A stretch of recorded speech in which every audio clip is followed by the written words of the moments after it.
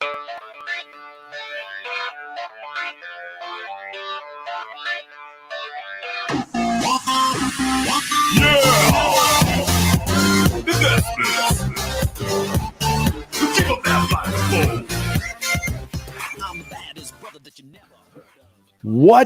is going on, legends? It's LWO Radio time, episode 6, an epic episode, our last episode, The Last Dance, and we have got an exciting show ahead.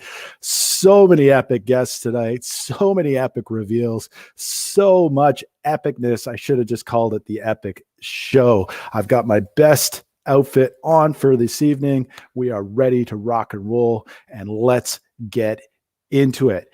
Gotta acknowledge the Nessmans one last time. What a great theme song, microphone. Big shout out to the Nessmans. As I do every week, I've put the link to their SoundCloud down below. You can go check out their whole album. Go back a couple episodes, the live reveal of Legends Attack by Koski. What a great thing. Next thing, you guys came through in the pinch last week. I asked you all to go and click that thumbs up. Massive thumbs up from last week. Make sure you get on it. Hit subscribe, although no more episodes after this. Hit subscribe, hit thumbs up, give us the thumbs up. I want to see 25 likes in there, legends, as you do. It's been another epic week here at LWO Radio. I've had an epic time talking with our guests tonight, just getting ready for this show. We've been pumped all week. We've been pumped all month. And this has been really a show that we've been looking forward to for a long time. But before I get to my guests, I've got the number one two-man co-host in the business. I'm talking about a guy who is perpetually my roommate in Vernon, and I would not have done this show, or for that matter, this series, without him in my corner.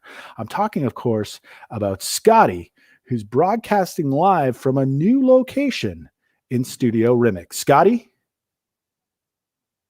Scotty.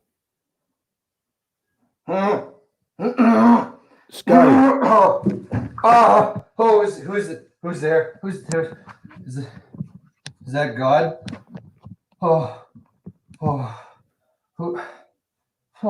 Scotty, what are you? Who is that? Is it you returning my calls, Nick Jonas? What? Holla? Scotty, what are you doing? We got an LWO radio show. What are you doing there? Is that a bathtub? Yeah. I had a stressful week. And oh God, what month is it? I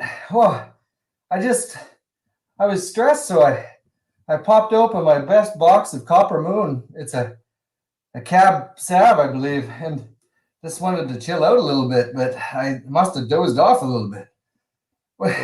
Is this happening now? Scotty, is it cold or warm in there? What's going on? Oh, it's so hot. And there's so many bubbles, and I hope they're not flammable because there's a lot of candles in here because I like to set a mood.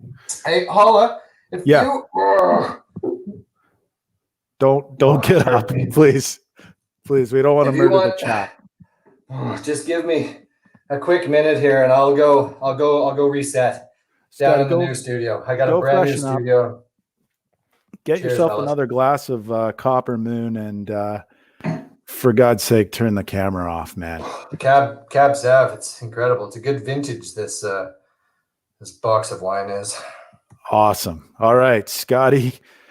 Well, we always have firsts on LWO Radio, and I can say that is a first. And what I'm saying is that I have seen that type of stuff on the internet before, but I haven't ever taken myself off of mute. A big episode ahead. We'll look forward to Scotty rejoining us in a bit, but I think it's time that we introduce some guests. And, we're putting together this episode, and a shout out to T-Money for helping with all the organization of LWO Radio. But we're putting this episode together, and all the episodes really had a lot going on, and this is no exception. We knew that we needed 3 big guests, and T-Money delivered. We've got 3 of the greatest legends of all time joining us here. as you do, gentlemen. And so without further ado, I really need to introduce some legends. So starting with the man who put the LWO sign up at the hockey rink in Salmon Arm. I'm talking about a guy who I've known for at least 4 years. A man who is so cool, he shares a name with the honey badger, who just doesn't give a fuck. And of course, I'm talking about the honey badger himself, Mr. Dave Knight. Nighter, welcome to the show. Welcome to LWO Radio. So great to see you. How's it going? Fantastic, Holla. Just excited to be here tonight. Jacked up for a great show. All good. Jacked up. Okay, good. I heard that right. Excellent. Well, I don't know sometimes. I don't know. You never know. I don't know. It's we were all playing with the Phoner app this week, and sometimes maybe I just need to hit you with it. Hey. What's going on up there? What do you got going on? What's new? Salmon Arm, great place to be, just hanging out with the boys, kids that is. Unfortunately, it'd be nicer to hang out with the legends, but can't complain too much about it. And Badger, it does look like we're probably going to have to carry this thing with Monty because legends are dropping off this thing like nobody's business. We'll get Coolio back on, I'm sure, in a moment. And Scotty and his white Zinfandel or whatever was going on, he'll be back too. But great to have you on, Honey Badger. So good to see you. And I understand you've got a big reveal later. We've got a bit of a special announcement later on. Absolutely. It's going to be, I think the chat's going to blow up a little bit later on. Bigger than any previous episode, I believe. Okay, so let's set this up. And I don't want to set it up fully, but I'm just going to say this. Chat, I see you. I see you in the chat. I see all of the bros in the chat right now. Near and far. We're going to give you all shout outs in a second, but I see you. I know what the surprise is. There's multiple surprises this episode. We're going to blow the roof off the chat here. Honey Badger has got something big. So stay tuned for that. And if you're Jose or Levi tuning in from T-Dot, which I saw you both in there, boys, let's just say stay up because this one's going to be a good one. So Honey Badger, thank you very much. I had next planned to go to Coolio, but of course he's dropped off. We'll get him back on the line shortly, but I don't even need to know. You know what? Let's go to Coolio. He's joined us. Hey. The next man, a man that really needs no introduction, a man who has mastered the tech to be here, just got a fresh haircut. He's just looking so good. You've already figured it out. One of the guys who's usually first in the chat, but now he's on the show. So chat, dream big, and you too could be on an episode of, oh wait, we don't have any more coming, but you could have. I'm talking, of course, about Coolio. Coolio, thanks for joining us. What's going on? Technology. My laptop is shite, so I'm a little bit behind. I missed the other introductions. I'm assuming the Honey Badger and Monty already went. Nope. Only Honey Badger. We got you. You're up, buddy. Oh shit. We didn't. If I may quote the ridiculously handsome sweeper, who is my favorite, Mr. Ben Stanchfield, from a previous episode. Ooh, yeah, Coolio's here. Don't have my street bike or my helmet, Stanch, but here I am. Fuck. Looking good, brother. You one thing, you sound good, you look good, so don't worry about the tech now. It sounds like you're going to be in good shape.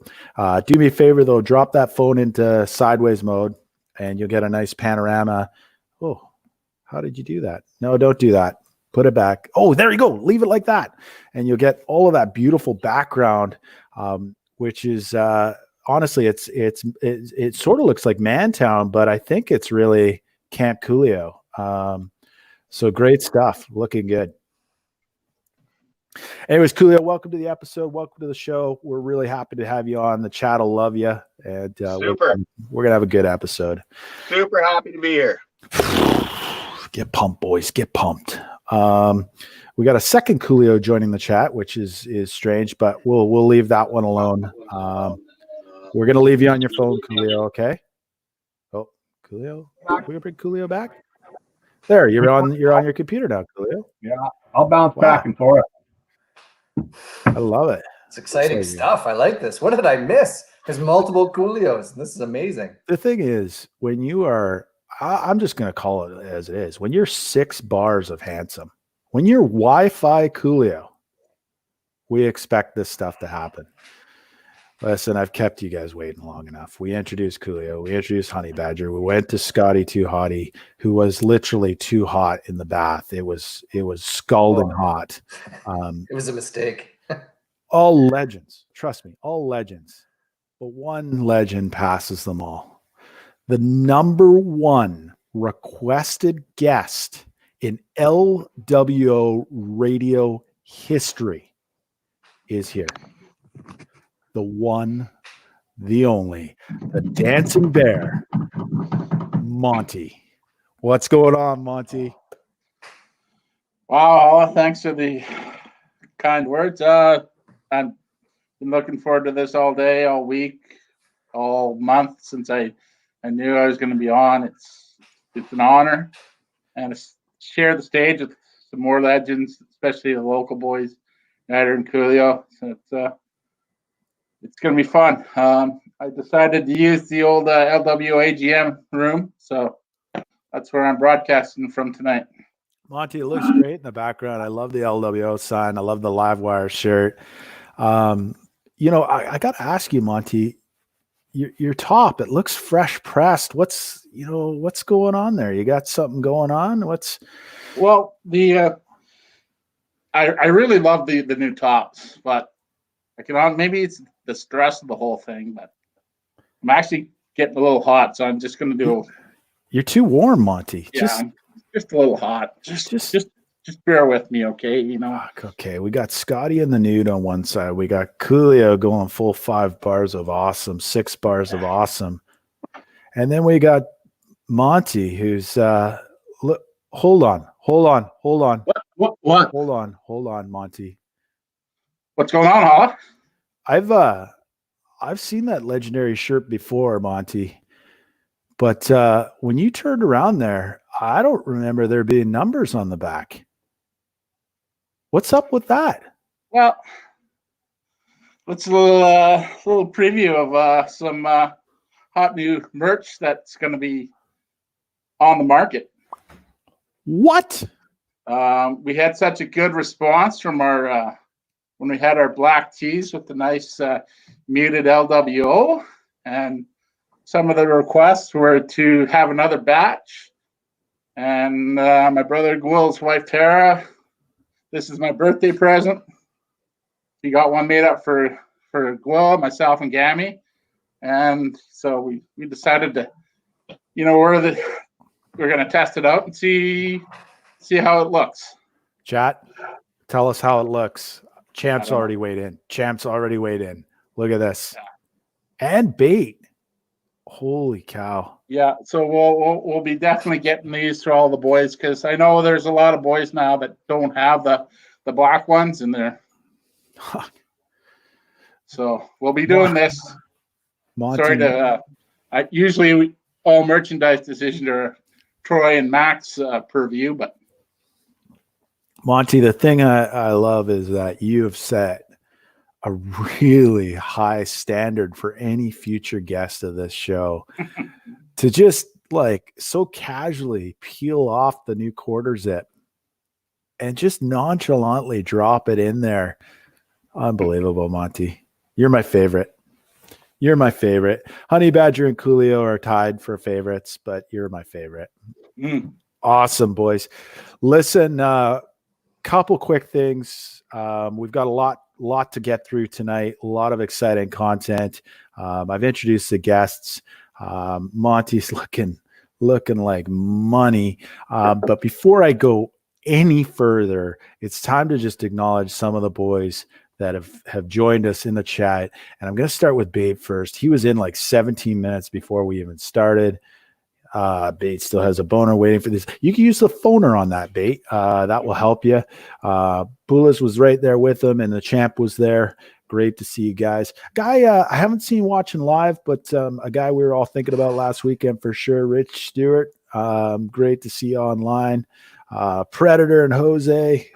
Glad you guys have managed to join in. And T Money, the executive producer, tuning in as a guest. Always great to see him online. Mac Daddy, acknowledging that Jose and the Predator are in the chat. Jose, cheers, brother. All good. Ryder Petch has joined us. He's been a perpetual guest. Great to see you, Petch. Who else we got in here? I don't want to miss anybody. We have got Mike Young. Jackal is in the house. Who else? Gussie, gentlemen, great to see you. Atomizer, hopefully you got the smell out of the man van from last weekend, Atomizer. I'm going to just ignore all the Pebbles comments because they're just very disparaging, Pebbles. You need to up your game in the chat. Luke, acknowledging the legendary Monty. Great to see you, Luke. Statch, I understand you were pre-funking with Bremner at the Beagle now that that's open. So I'm glad we were able to bridge that gap with LWO Radio, get you back into the pub. And I think, who we got else? Keelan's in here. Great to see you, Keelan. Bremner. Who else? There's so many people in here tonight. It's great to see all the legends getting involved. It's going to be an excellent episode as I flip through here. Anybody else? I hope I didn't miss anybody, but listen, we are, here's another one. Here we go. Kelly Vincent.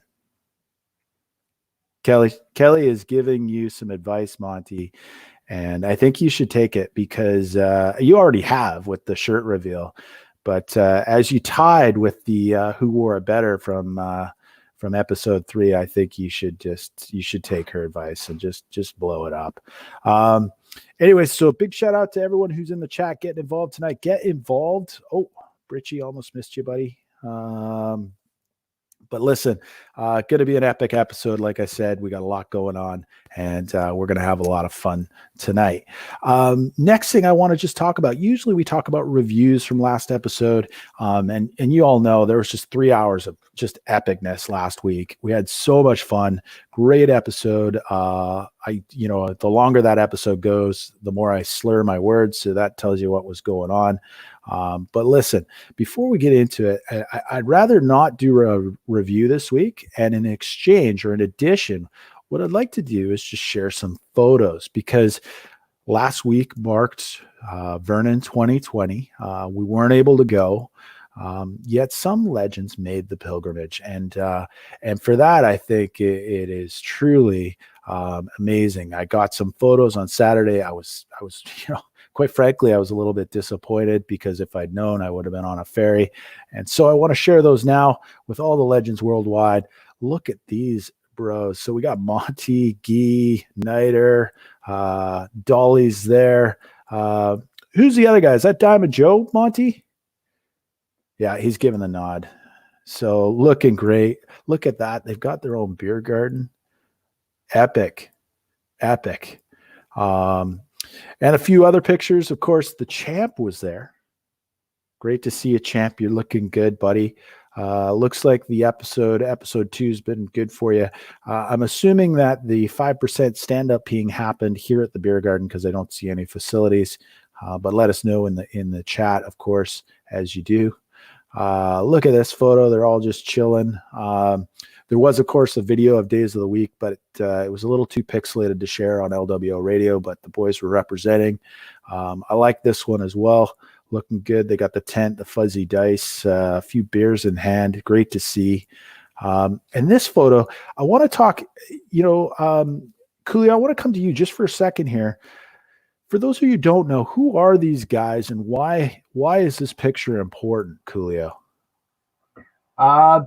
These two guys, I believe, are from, judging by their shirts, the South Hill FC guys. And I think these two gentlemen keep the streak alive of 42 years of coming to this tournament and beer gardens. So you take us who, we have some locals and we make the pilgrimage. And I'm guessing these two guys are locals, but to keep the streak alive, the same idea, same mentality, come down to Vernon, shoot some picks, have a couple of beverages, and they run into who? The legends. I don't know. Maybe we're like South Hill in the making, but more handsome. I don't know. I love it. Monty, is that true? I was just fact checking Coolio because I was trying to pretend that he was there. Yeah, these two guys, the guy on the right there, that's Jim Wilson, I believe, and he actually ran that tournament for 12 or 14 years. And that he picks up with the South Hill team. I think they're out of Vancouver. And yeah, like they were on the same journey. They were actually heading over to, I think it was the Army and Navy, to go do that's like a pub there where that's where their team hangs out on the Friday night to shoot photos for the rest of their team. So cool to see that, the two stalwarts of the tournament, the old guys, the South Hill and the legends. That's awesome. And one thing I like about that is that these guys tend to get acknowledged every single Vernon May long that we go to. They've got their own space in the beer garden. Nice to see that. That's inspiring. It's inspiring for legends near and far, I think. 42 is a lot of years. But awesome stuff. I think I got one more photo here. I like this one. I call this one straight out of Shoe Swap. It's going to be a new album that's dropping soon. It's sort of a mix between country music and gangster rap, I think. Look at Dolly. What an intimidator. And the champ too. Anyways, listen, great work, gentlemen. We did represent in Vernon this year. For everyone who didn't see it, I mean, awesome time, awesome work. And definitely I would say that everyone who saw these photos, either whether you saw them tonight or saw them through the week and text messages and stuff, brought a bit of a tear to the eye just to see that the boys were out there. So great work on that. And that's where we're at. Now, listen. We do have a boat race to come to. We do have some challengers that are involved, but I can't go to that yet. What we've got, and again, I've mentioned that there's a lot of surprises tonight, and there are a lot of surprises. Honey Badger's got one later. Monty dropped some new merch on us just 10 minutes ago. Some great stuff. This week, Scotty, I never checked with you, but I'm pretty sure this is the case. But Scotty and I got a little visit from LWO's Mac Daddy, and he gave us a package, which we had to swear we wouldn't even look. Did you look? No, you didn't look. Do you have your package? No. So in my notes, it says talk about Mac's package. So I don't know if that's a Q&A or if anyone wants to jump in on Mac's package. Show the chat. It's a gorgeous package. Coolio's not wrong. Coolio, 6 bars of handsome tonight, buddy. You're glowing. I love it. Show your package again, Scotty. Show it off. Show it for all the viewers. That is no, I'm talking about Mac Daddy, not your daughter, Mac. This is the one. I know when you thought Mac's package, I was going to hold up a picture of some wieners or something, but I don't want to go through my phone right now. After 6 episodes, Scotty, we're on the same wavelength. I can tell you that much. Here's the one that he brought to me. Look at that. Isn't that looks... I'm intrigued. Sexy time. I don't know what's happening, but this is definitely trending sexy time. This is Mac. Look, the tape has not been broken, Mac. So verified. I didn't look in it. Mac and T-Money contacted us and said, take the package. Do not open it until you're live on the air. So before I open it, I mean, this could be a rubber dildo. I hope so. It could be, what else could it be? Could it be fucking Coolio, man? You're so distracting. It could be anything. It could be a rubber dildo, could be a shower mount wall dildo, could be a ceramic dildo, could be a hot oil filled butt plug, could be any of those things. Who knows? Shit bit. with Turtlehead technology. Okay, hold on. Okay, so without further ado, let's open these, Scotty. Let's see what's in here. I got to open mine up here. This doesn't help that, but we've kept these guys. Okay, what do we got here? Okay, Scotty, you've frozen. So I'm gonna show everyone what I've got. So I've got Scotty, be right back. I've got a beer that's Sorry, we had an issue. 76. 76ers. Shout out Benny and Brett. Okay.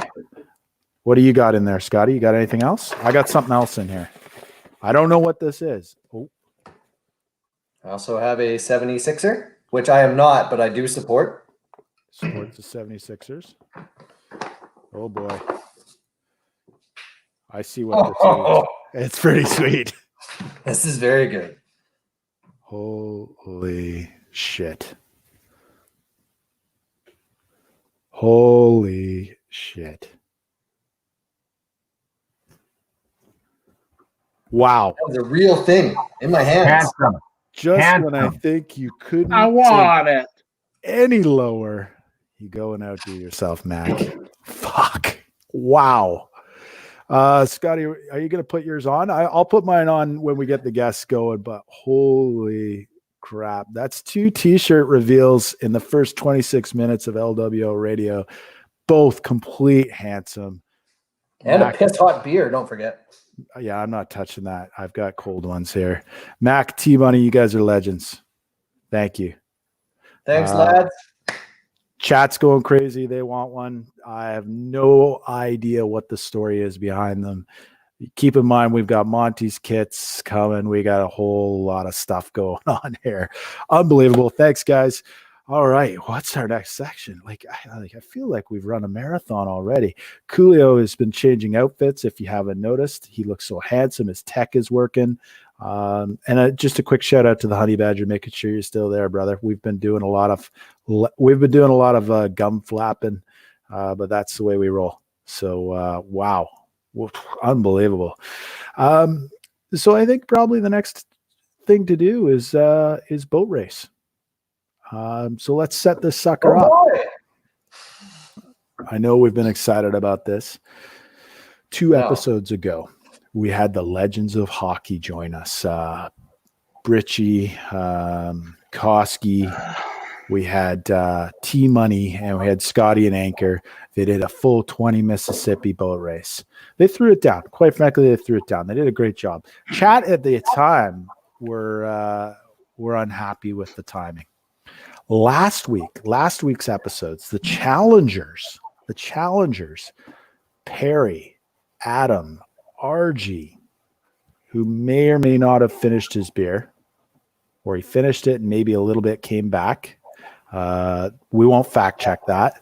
And of course, Scotty again, 20 miss, no ippy, baby. No Nice. Genius, Scotty.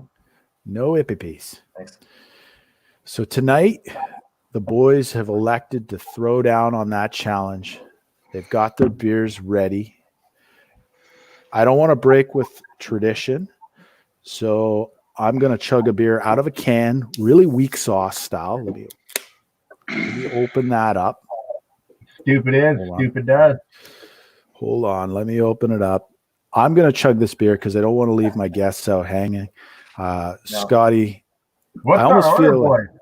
What's that? We don't have an order. What's our order?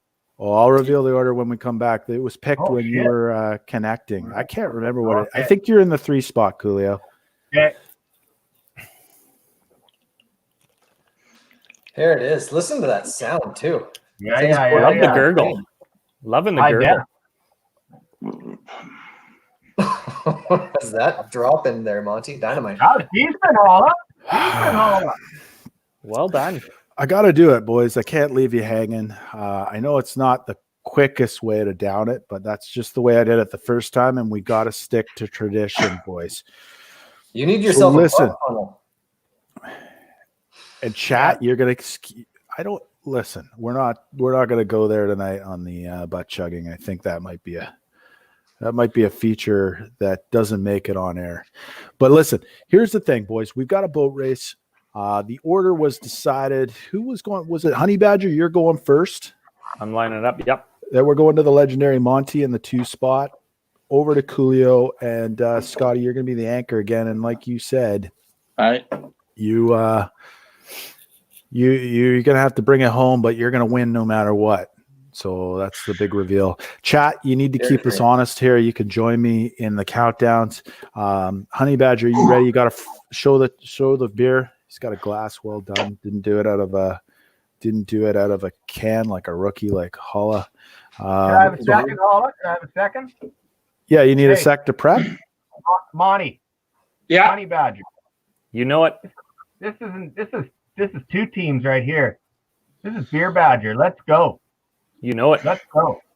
That's a rally call if I've ever heard. I am one. the weakest link. No, you are, Monty. You're a legend. All right, boys, listen, bring it. This is what the chat wants. I'm gonna count us down from 3, 2, 1, and then I'm gonna hit go. Honey Badger, you're up. Here we go. You guys are ready? 3, 2, 1, go. 1 Mississippi, 2 Mississippi, 3 Mississippi, 4 Mississippi, 5 Mississippi, 6 Mississippi, 7 Mississippi, 8 Mississippi, 9 Mississippi, 10 Mississippi, 11 Mississippi, 12 Mississippi, 13 Mississippi, 14 Mississippi, 15 Mississippi, 15 Mississippis. We have a new record from the Challengers, episode 6. I didn't even need to count that off. It was obvious from the get-go. Well done, boys. And Scott even gave him a second buffer just because he's polite. Done. Handsomer set of champions. Cheers to that. I'll ever see. Cheers to that, boys. Cheers, boys. Yeah. Little Snapple, Coolio action, just to keep it real. I love it. You guys nailed it, boys, and I'm sure the chat will appreciate a 15 Mississippi. It will stand the test of time, primarily because there's no more boat races, because there's no more Eppies coming, boys. But you did it well. Well done. And nice work. No chance we're getting Stanch and Ripper on this show. So I think, like I said, the record will stand. And well done, boys. Well taken. You know, every episode we dedicate it to somebody who's important to LWO or LWO hockey, and this week is no different. So this week we are doing our episode dedication to a guy that many of you will know, a guy who's near and dear to everyone's hearts, Dave Walters. And for that, I want to go over to Monty to talk about this a little bit more as we talk about this episode's dedication. So Monty, over to you, my friend.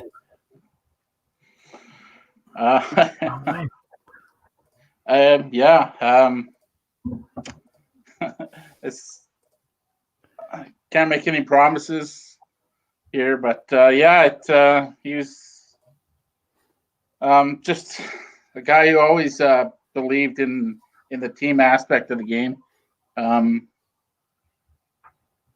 He was always there to support you. He supported me growing up, coached my teams. He ran soccer leagues, ran the tournament for a long time, and was a big believer in the social part of the game. Immense impact on my life, just in his nature. He there was a time there we were trying to get him to come aboard the LWO, but he couldn't say no to it. He had some good friends. His good buddy Dale and Jake were playing on another team, and he went and played with them. Still miss him to this day, and it is I'm honored that dedicating this to him. Because he'd be right there in the gardens with us, and just feel bad for the guys that didn't meet him. He'd be there singing songs. There'd be crazy stories about him, probably almost as crazy as the ones about me, right? So, but he was there, always there for me growing up, and he ran just soccer was very important to him, but on the field was important, but off the field was important too. And I think that's one of the things I really learned from him. So. Absolutely, Monty. Thank you. And Coolio, do you have any words you'd like to chip in on this one? Yeah, that's a tough one. Me and Monty, we find us in a corner somewhere, usually at a tournament, crying at some point, because Dave Walters was the heartbeat of soccer and Salmon Arm. I knew him in high school as a substitute teacher, and I don't know if I ever knew him through soccer until I joined the men's league. But once I joined the men's league, and I met him, he like Monty said, he was quite a character. He loved the competition. He loved the game. He almost became an LWO member at some point. I think it's better for soccer and Salmon Arm that he didn't, because it encouraged the competition between us and the Greebs. And I can't say enough about him. It's tough. It's tough just to talk about him and seeing his picture and his face. Holla, there's we were for the local men's league here at one point. Dave was the president, I was the vice president, and Coolio was the secretary, and we had the treasurer. So we would always meet after in the pub, and always the excuse was, "Oh, we're having another league meeting at the pub, right?" Somebody got red carded. We need to discuss it. We need to discuss it. So just another excuse to sit with the boys and drink. And a little Williams Lake note. I think it was me, Gwil, and Dave Walter. Was it me, Gwil, and Dave, Monty, the Marathon of Hope? Yeah. We're at Williams Puddle at the proper tournament, Benny, proper tournament, and we're like the last guy standing, and their shuttle comes and goes, and we're like, nah, don't worry about it. We don't need the shuttle. So me, Guy, and Dave, we start walking from the clubhouse, and we're going to walk all the way back to the hotel. We start double timing it down the straight stretch. We get halfway down that long straight stretch at the top off the clubhouse. And Christ, we're dying. We're I don't know how many beers in, and the shuttle starts coming, and we're like hitchhiking and begging, and just Dave was game for whatever. He was game for whatever. And I feel bad. Him and I butted heads all the time, but I think it was in a good-natured way. Yeah, Dave. Monty, hey? Dave's gonna go downtown. Buy around. Yeah. Buy around downtown. Yeah. I love it, boys. Buy around. I love it, boys. Thank you. And thank you, Monty and Coolio, for sharing some of the stories, about Dave. For those of us who never met him, we're very proud to dedicate this episode to him. And hopefully we'll have some fun and drink some beers, and we'll do it some justice, boys. I got a feeling we will. Raise your cans. Raise your cans, legends near and far. Walter. Cheers. All right. And well said, Monty and Coolio. Well said, boys. Listen, our next segment is a recurring segment. It's one that I go to the co-host with the mo-host, Scotty Rimek, for. That's right. It's one of my favorite segments, and one I'm going to miss when we're gone. It is the episode sponsor. This week's episode sponsor, I've got no idea who sponsored us. None of you in the chat know who sponsored us. I can say that I've been using the phoner all week, and it's resulted in some very awkward conversations at work. But Scotty, who do we got for an episode sponsor this week? Oh, it's a good one, Holla. The funny thing about the phoner, the one thing I wish they would improve is the amount of time you have to hold the phone onto people. Like, it's at least 6 seconds every time. Totally. So whoever you want to know who has a boner, and I don't care about my friends, like I really don't, but I want to know about strangers. So walking with a stranger for 6 seconds, my phone on them, it's terrifying. But anyway, we've got a brand new one today, and it's going to be amazing. So thank you, Holla. Like most of you watching and listening right now, pre-COVID-19, I used to use a fake cough to cover up my farts. Now it's the opposite. I fart to cover up my coughs. Lucky for us, Hoax Corp has come up with a brand new creation to help ease the burden of public flatulence. Innuendos. Innuendos is a genius invention which is basically a breath mint for your bum bum. Insert the freshness capsule directly into your anus, and the odors of your flatulence will be transformed into amazing scents that'll please any and all who get the chance to catch a whiff. Effective for up to 3 hours. Now, Innuendos is currently available in the following glorious scents. We've got Blooming Cherry Blossom, Angel Whispers, Celery Mist, Hawaiian Breeze with Vanilla Twisted Passion Fruit, Wild Strawberry Pasture, Radiant Berries, Lavender Peach Blossom, Volcanic Coconut, and my personal favorite, Cashmere Wilderness. Now, whether you're at home, the office, someone's wedding, your own wedding, a funeral, library, dance recitals, whatever, you will no longer have to live with the shame of trying to hide what used to be an embarrassing moment. Innuendos, the fresh new trend ripping through North America. Now, back to more LWO Radio. Thanks, Scotty. Another classic episode sponsor. And as you guys know, all the legends on the panel will be going home with a gift bag with Innuendos in it.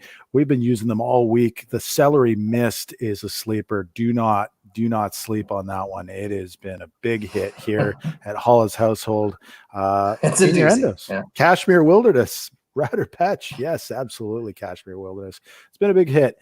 All right, let's move on. We're 41 minutes into the show and we're just getting done with the intros. That's right. Let's get into the main event. We're talking, of course, about three massive stars, massive legends on the show. And the format tonight, normally we go into an Origins, and we are going to an Origins show, but really we're going to follow a Q&A format. So we've got three amazing guests. Lots to talk about, a lot of stories to share. And so I'm going to help direct the traffic a little bit here. We'll tell some great stories. Monty's got a slideshow he's going to share with some great picks. I've seen it already. So let's get into it. But before I do, one of the things that often comes up with LWO, just in general, is that we all have nicknames. I'm Holla for part of my last name. Scotty Too Hottie Rimek, number 74, of course, is his number. There's so many. T-Money, the Champ, Mac Daddy. I mean, I could just go on and on and on. Three guys, though, that have some terrific nicknames. And so I thought, well, let's get this show started by asking them about that. I am going to go to the Beer Badger first. Beer Badger, you got to tell me, why do they call you the Beer Badger? You got to give, like, what is going on with that? Holla, great question. And actually, last year at the tournament, one of the guys asked me about it. And it was kind of caught me off guard. And I had to think about it for a little bit and think back to when I actually became the Honey Badger. And it really stumped me for a moment because it was very, very organic, if you will. I wish I had a story about, I was at a party and I punched out a stained glass window. I wish it was, one day I took on all comers and, peed on someone's carpet at the end of the day. I wish it was a story about how I'm a doctor, I handle unbelievable situations at times and, have a strobe light in my room. Would have been awesome to have that. I wish I was just that guy who bit people in the shoulder when I see them. That would have been fantastic. Nobody wishes that. No? Oh, well, maybe some of us. You know, it'd even be awesome if I was part of a band that wrote just like magical music for legends all around the world. Unfortunately, the bottom line is just I don't give a shit. So I might ask Coolio to jump in, because actually Coolio was the one that gave me the name. A couple of years ago, over 35s were playing in Kelowna in a men's league. After the game, we had a couple of beverages after the game, as we do. And we started chatting about a very popular YouTube video about the honey badger, and the honey badger not giving a shit. And from there, we decided to re-nickname our team the Salmon Arm Beer Badgers. And it went through very well. We proposed a name to the league. League took it on, and that was fantastic. And it was around the time that I was, helping Monty with the team a little bit more, helping talk about our, style of play, and organizing some swag for the boys. Little known fact, former legend, or still legend today, I guess, handsome Neville Hamilton, played for the Legends, created the logo for the Salmon Arm Beer Badgers. And we had the new logo, came with a slogan, Beer Badgers don't care. And that's pretty much on every... Can I interject, Honey Badger? Absolutely. I think Neville came up with that logo before you were the Honey Badger. Like, I think his Beer Badger logo was like the first thing and it was just we were just spitballing. Absolutely, it was. We were tired of being the Salmon Arm FC. No name. 35. That's right. Douchey uniforms.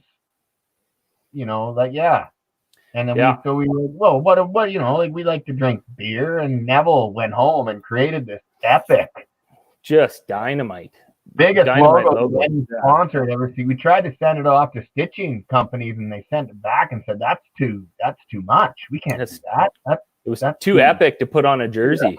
Exactly. For most. We eventually did. We picked out some of the beautiful Whitecaps brown jersey from a couple of years ago. Just a fantastic looking kit, brown with the baby blue lines in it. Just gorgeous looking kit. It was a great kit, great logo, and BBDC actually sticks with us today. It's on a lot of our merch, a lot of our jerseys and things like that. It's just one of those nicknames. We over the years, as we talked, I give guys a bit of a hard time at games, paying tabs, paying up, and how they play, what they do on the sidelines, pre-game talks, anything like that, just giving guys a bit of a hard time.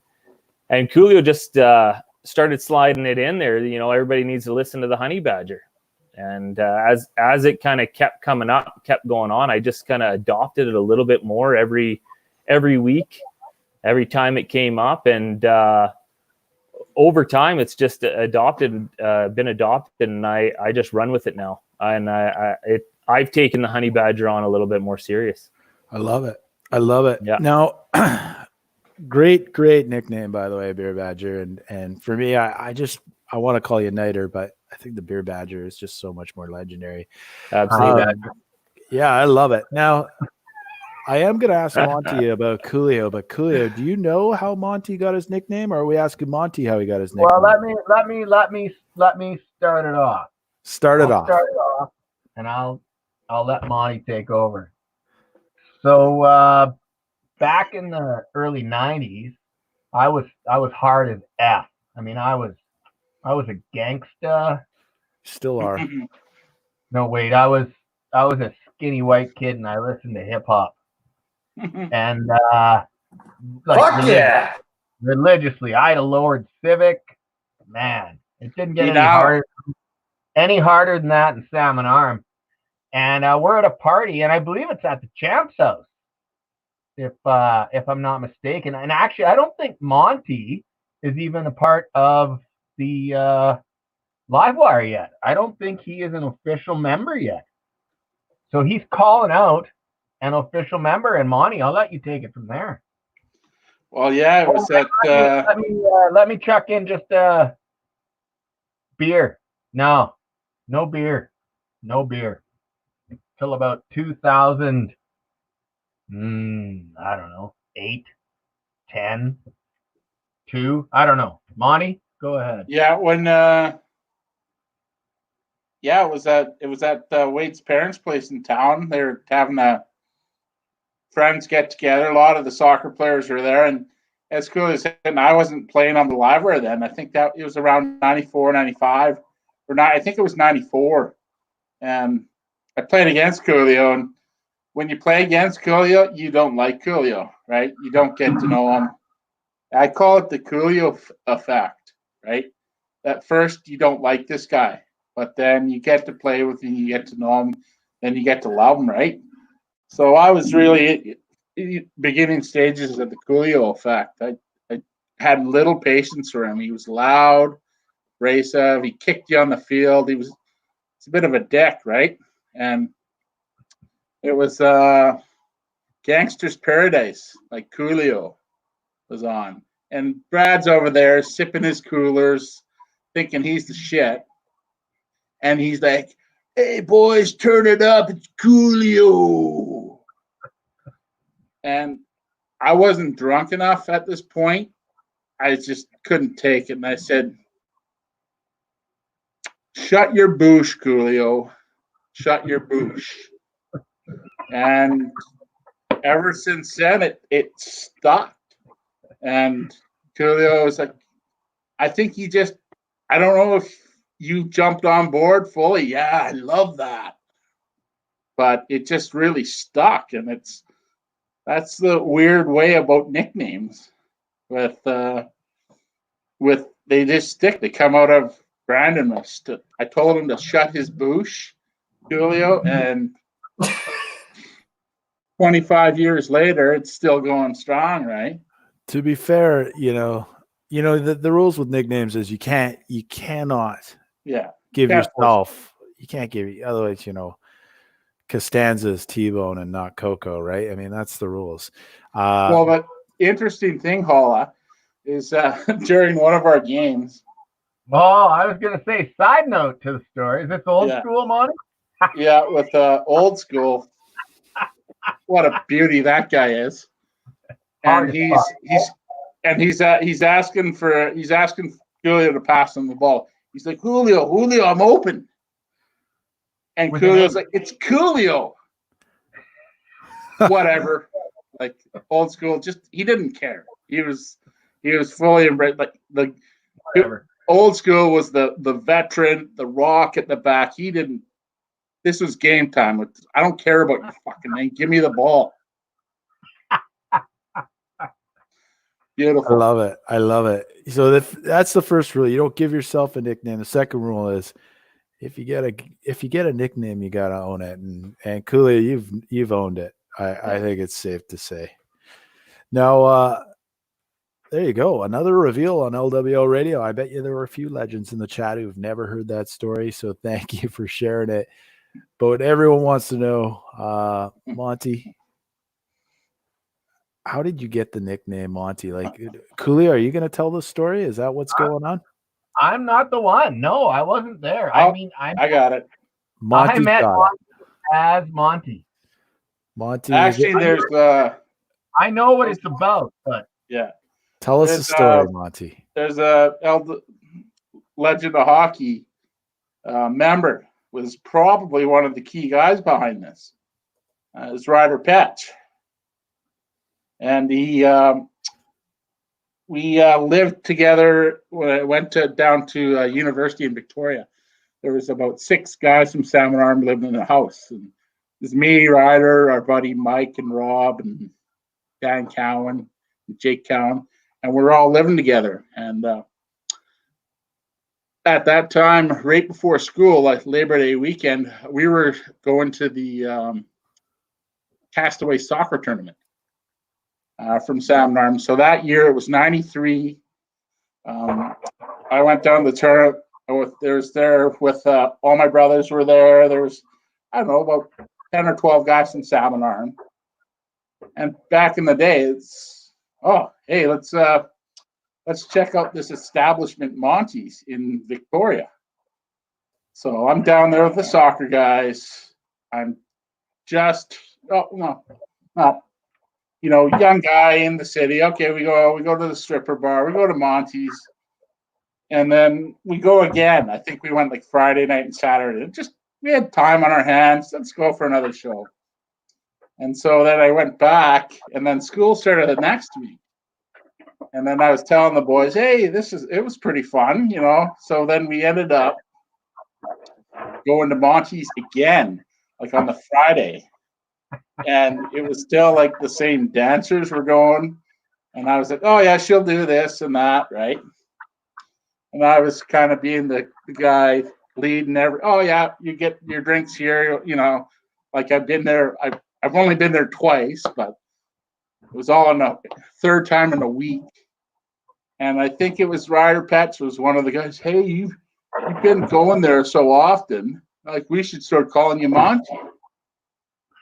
And when you live in a house with 5 guys or 4 other guys, 5 guys from Salmon Arm with you, and they're introducing you as Monty, right, to their friends and everyone. It just went poof like that.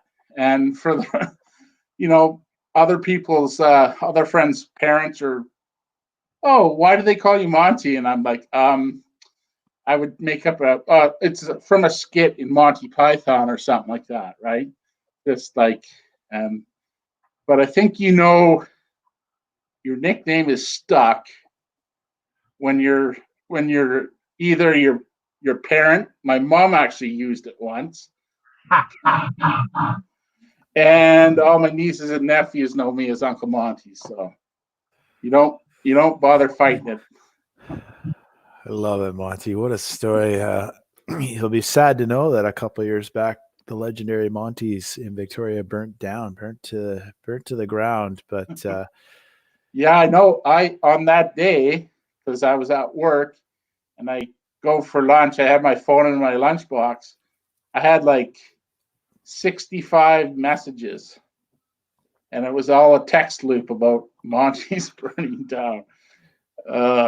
It's not a show about that specific event, but I am going to say that the smell, there was something not right. It was a bit off, but nice one, Monty. I got a feeling that a lot of people don't know that story that now do, and what a great story. I love it. And big, a young guy in the city acting like he owns the place. There's a swagger there that all legends have. Some early beginnings on that swagger, Monty. I love it. Great story, man. Listen, I got to mix it up now. I got to go back to Coolio. But Coolio, I want you to start us off here. And then Honey Badger, I'm going to come to you. And I keep calling you Beer Badger. I have no idea why I do that. Poulos has been all over me in the chat. Not a boy, Poulos. Beer Badger, I just like it a little bit better, but Honey Badger is cool. But I'm going to come to you, Honey Badger, so you can think about your answer, and then we'll finish off with Monty on this one. But listen, Coolio, you have a long and storied career with LWO, and it has not escaped my notice that you've been swapping jerseys in the background here. Mm-hmm. You've been teasing it out for all the lady fans. Yeah.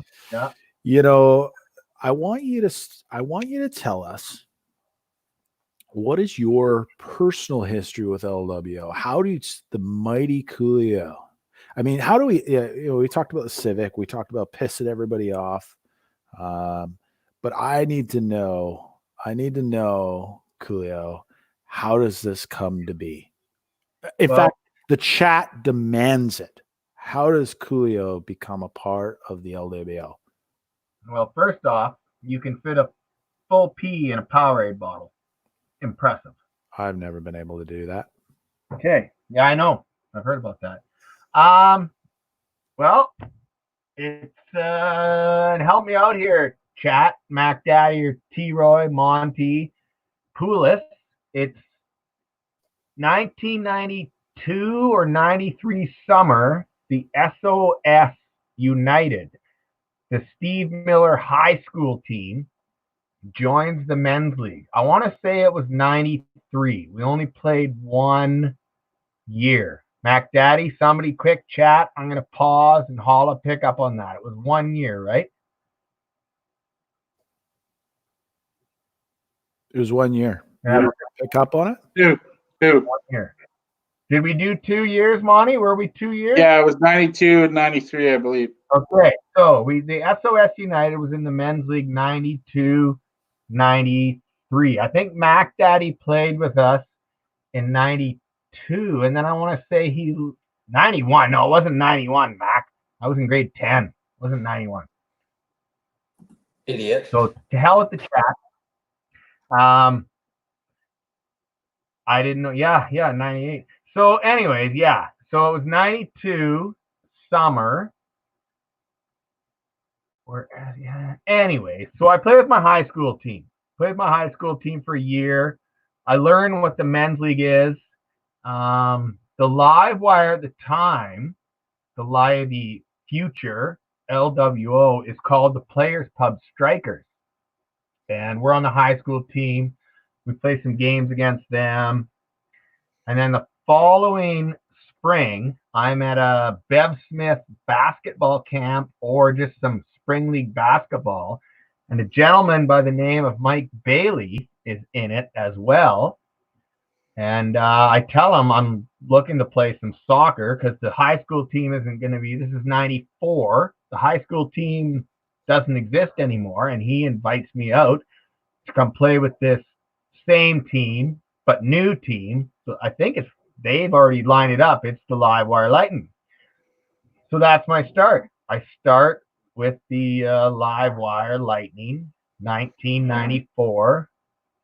Bunch of, I don't even remember. Like this will be a common theme tonight. I don't remember. Somebody help me out with this. The pictures are crazy. Like I don't know how.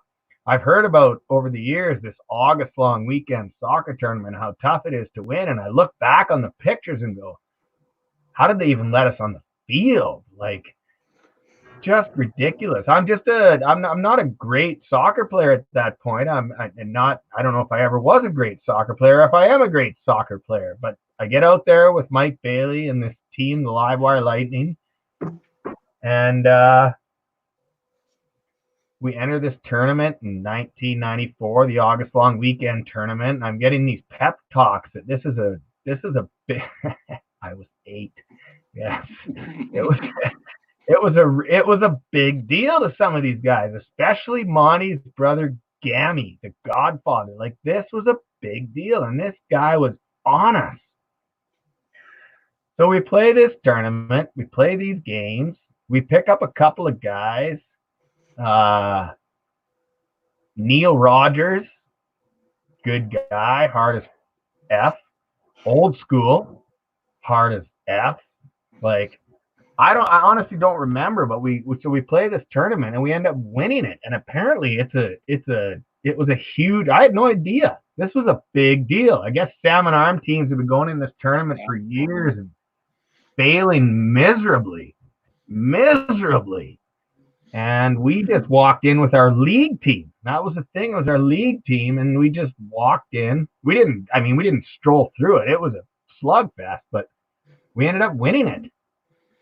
There were beach umbrellas at the end. We climbed the softball walls and got kicked off by the announcer. It was chaos. That was my first intro to the like I said, that was the Live Wire. That was the Live Wire Lightning. How far was I taking this story? You take it as far as you want, Coolio. Okay, so that's 94.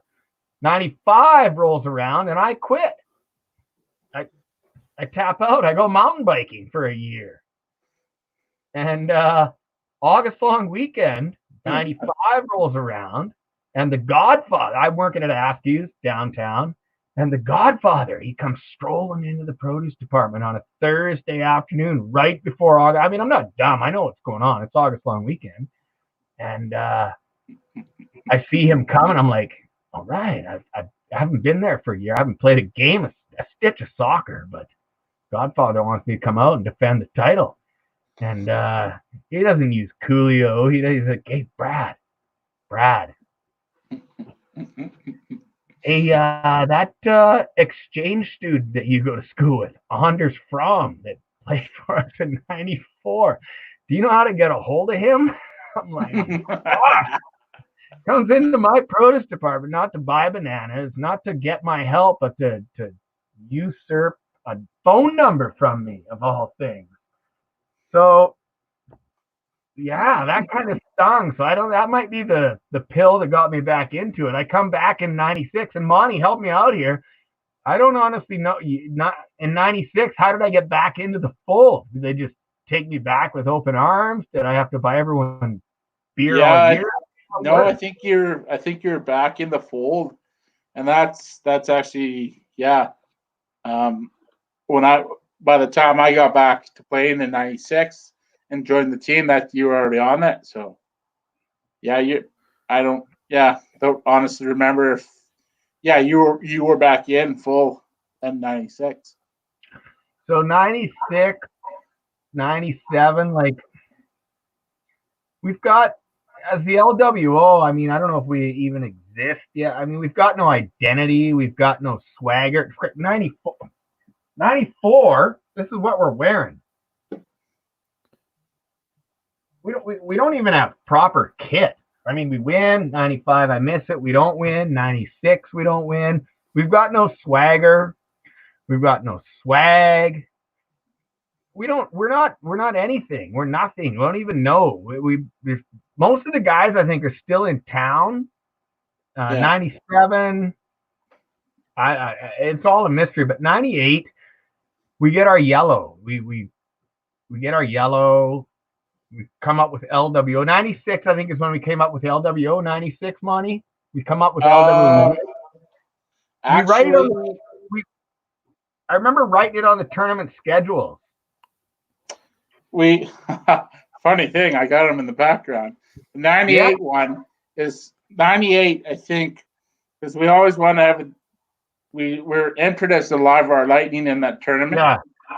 And then '99 we're the LWO, but we were calling ourselves LWO in '98. We wore the yellow in '98 though, didn't we? No, I think the yellow was in '99. Was it? Okay. Yeah. Coolio, this is it's a hell of a story coming from you, because many credit you with coining LWO as the name for LWO. In fact, I did have a note to ask you about that, but based off of your answers so far, I'm not sure I'm going to get a solid answer out of you. You know what? It could be, like I said, Holla. It's all a blur. It's been such a ride over however many years. I was a big wrestling fan back in the early '90s. So Lightning World Order, Latino World Order. We just changed one word. It changed one word, and it became a global phenomenon. Like it's hard to say. I don't know. Who knows? Somebody may have whispered it. Somebody may have whispered it to me, and then I stole it and ran with it. Was probably what happened. We actually were the LWO before the Latino World Order. And then for a while there, we were like saying, hey, we ain't no fucking Latinos. But we were actually the LWO before the LWO and wrestling. Have you ever we were the LWO after the LWO? Yeah, Holla, I'm gonna give credit to somebody telling it to me, because they knew not a Latino that I would just go bah and run with it. And I probably exactly somebody said, you know what we should call ourselves? We should call ourselves the LWO. And I went, hey, guess what? We're the LWO. And I guarantee that's pretty much exactly how it went down. And from that point, Crom. Look at Coolio is the best megaphone there is. Exactly. Tell a hairdresser, tell a phone, tell a Coolio. Right? Well, whoever came up with it, I love this. If you put your tinfoil hat on for a second here, there's a second shooter in this story now all of a sudden. And I don't want any part of that. Coolio, you're the first one to use LWO. We're going to call that a fact. I'll take here it on LWO radio. I've got Monty, Honey Badger, and Rimek as my witness. Cheers, boys. Cheers. Cheers. And chat, how are the beers doing? As usual, this will not be as interesting unless you got a beverage in you. Hope you're staying with us. We got 33 live viewers. That's the highest number I think we've ever had on LWO radio. Can I check out a quick shout out? Absolutely. Dude, hit it. Mike Young, the Jackal, is my little brother, and he is on one or two of the championship teams. So just that's where he's coming from there. That's who that is. I love it. All right. So we've established that Coolio does not know how he became part of LWO. Doesn't remember calling it the LWO. Oh, I know. I don't remember calling it. Yeah. Got there. Most of it's there. The years are a little fuzzy. Hey, you know what? We're all the chat was giving you a bit of a hard time. None of us really remember any of it. None of us do. I watched episode 6 before this. I know there ain't much remembering of anything. Coolio, this is episode 6. Episode 5. How did he do that? Let me know how it ends, Coolio. I got a feeling all of us are drunk. I cut my own hair, by the way. Yeah. No, you did not. You look like Chuck Liddell. What a handsome man. Handsome. Great, good story. You left a little bit of meat on the bone here for the boys. We're going to get into some of the future stuff. But Honey Badger, before we get to Monty and we hear his story, because he's got a hell of a story, I want to pick your brain. I know when we were chatting in the tech chat, and we chatted this week as well, you were saying you had some experience with LWO, but you weren't really a part of it. So how does your involvement with LWO come about, and when do you get to be a part of this thing?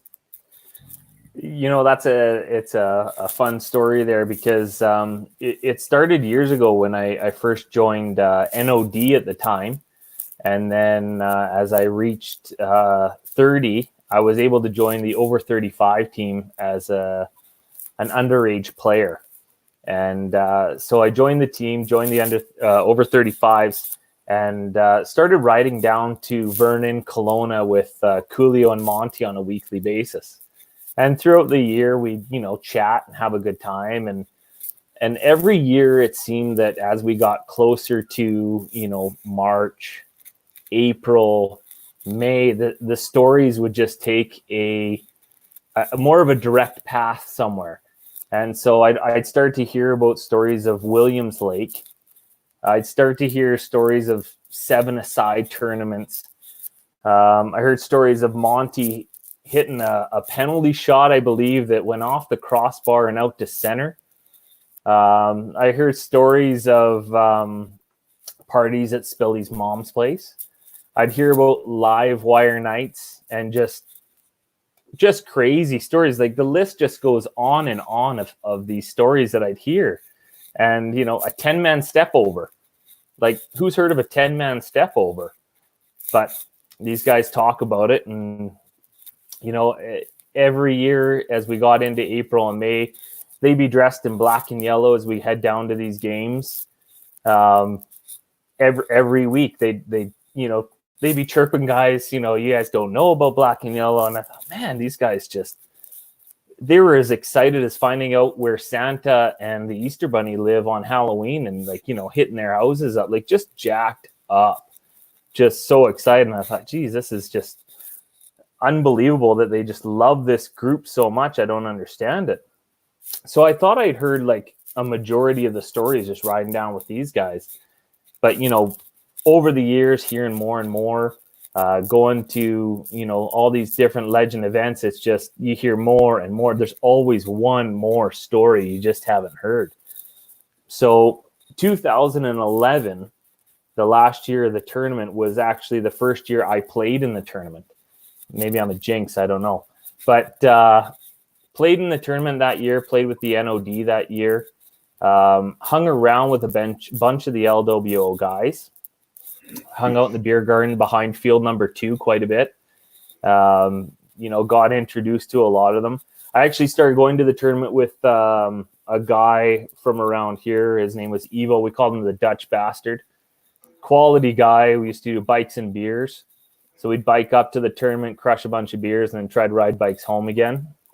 Just always a good time. There was an RV, I believe. I believe there was an RV in the parking lot in 2011. Yeah. I don't know if it was Gary Baker, and I don't know if it was Evo. I don't know who owned the RV in the parking lot, but I just remember that. Isn't that Machine? Yeah, can I have a go? Yeah, absolutely. I'm pretty sure it was. I'm pretty sure it was the Dutch Bastard. And the funny thing is my underling at Askews and Armstrong, the guy The protege, he was supposed to, because I was the man. I had the whole weekend off. He was playing in the tournament as well, but he had to work. And he was staying in the motorhome with the Dutch Bastard. And I told him to make sure that the Dutch Bastard woke him up and sent him back to work to get the job done so that I can just, excellent, LWO it up. Yeah, that was probably it. Yeah. So good. So, I have this vivid memory of playing and looking at the sideline and just seeing this massive bottle of rye being passed around from guy to guy. Original Came Orton. to find out that's every year. So I thought it was special, but it's just it's normal. It's normal-ish. Very special. Normal-ish. Yeah, that's right. Yeah. I remember watching Coolio sleep on the sidelines next to a goal post, and then all of a sudden just be up and somehow kneeling in goal, ready to play another game. But then at the end of the night in the beer gardens, just dominating with songs and yelling, I guess is the best way to say it. Yeah. But there was a point that weekend where I was sitting there in the gardens and I remember they hadn't pushed those little stands over we had the stands in the garden there, and I was sitting there kind of hanging out, listening to the guys chat and everything. And there's this girl sitting behind me and she goes, "Don't move, whatever you do." And I say, "All right." Right on. I hear stories about these guys, stories about their parties. This is going to be epic. And all of a sudden she reaches her hand down into my pocket. And I'm thinking, all right, what's going on here? Well, as quick as her hand was in, her hand was out again. I'm like, oh, okay, what's happening now? I don't understand this. Sure enough, not even 3 seconds later, she yells out, "Jenga!" And I am just baffled. And all of a sudden, a song breaks out, and I got a drink of beer. No idea what is going on, what is happening. So, the boys kind of tell me a little bit about it later on. That it's a game and that they play, and I come to find out there's a lot of games that the boys play throughout the weekend. So, that I remember the Chilliwack team that year. There's a guy up that played for the Chilliwack team. I had to ask Monty about this because I wasn't sure what team it was, but they had a guy on the team. He had the front half of his head shaved, and by Sunday afternoon, he was burnt to a crisp on the front half of his head. And Monty, I believe that team gave you a little bit of trouble in the tournament, but everyone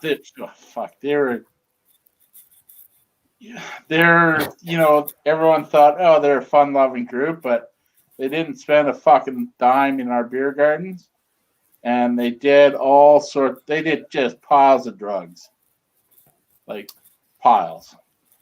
See, I thought there was some trouble with a pool game because there's a lot of talk about 8 balls, but maybe I'm mistaken there. I'm not too sure. Yeah, there was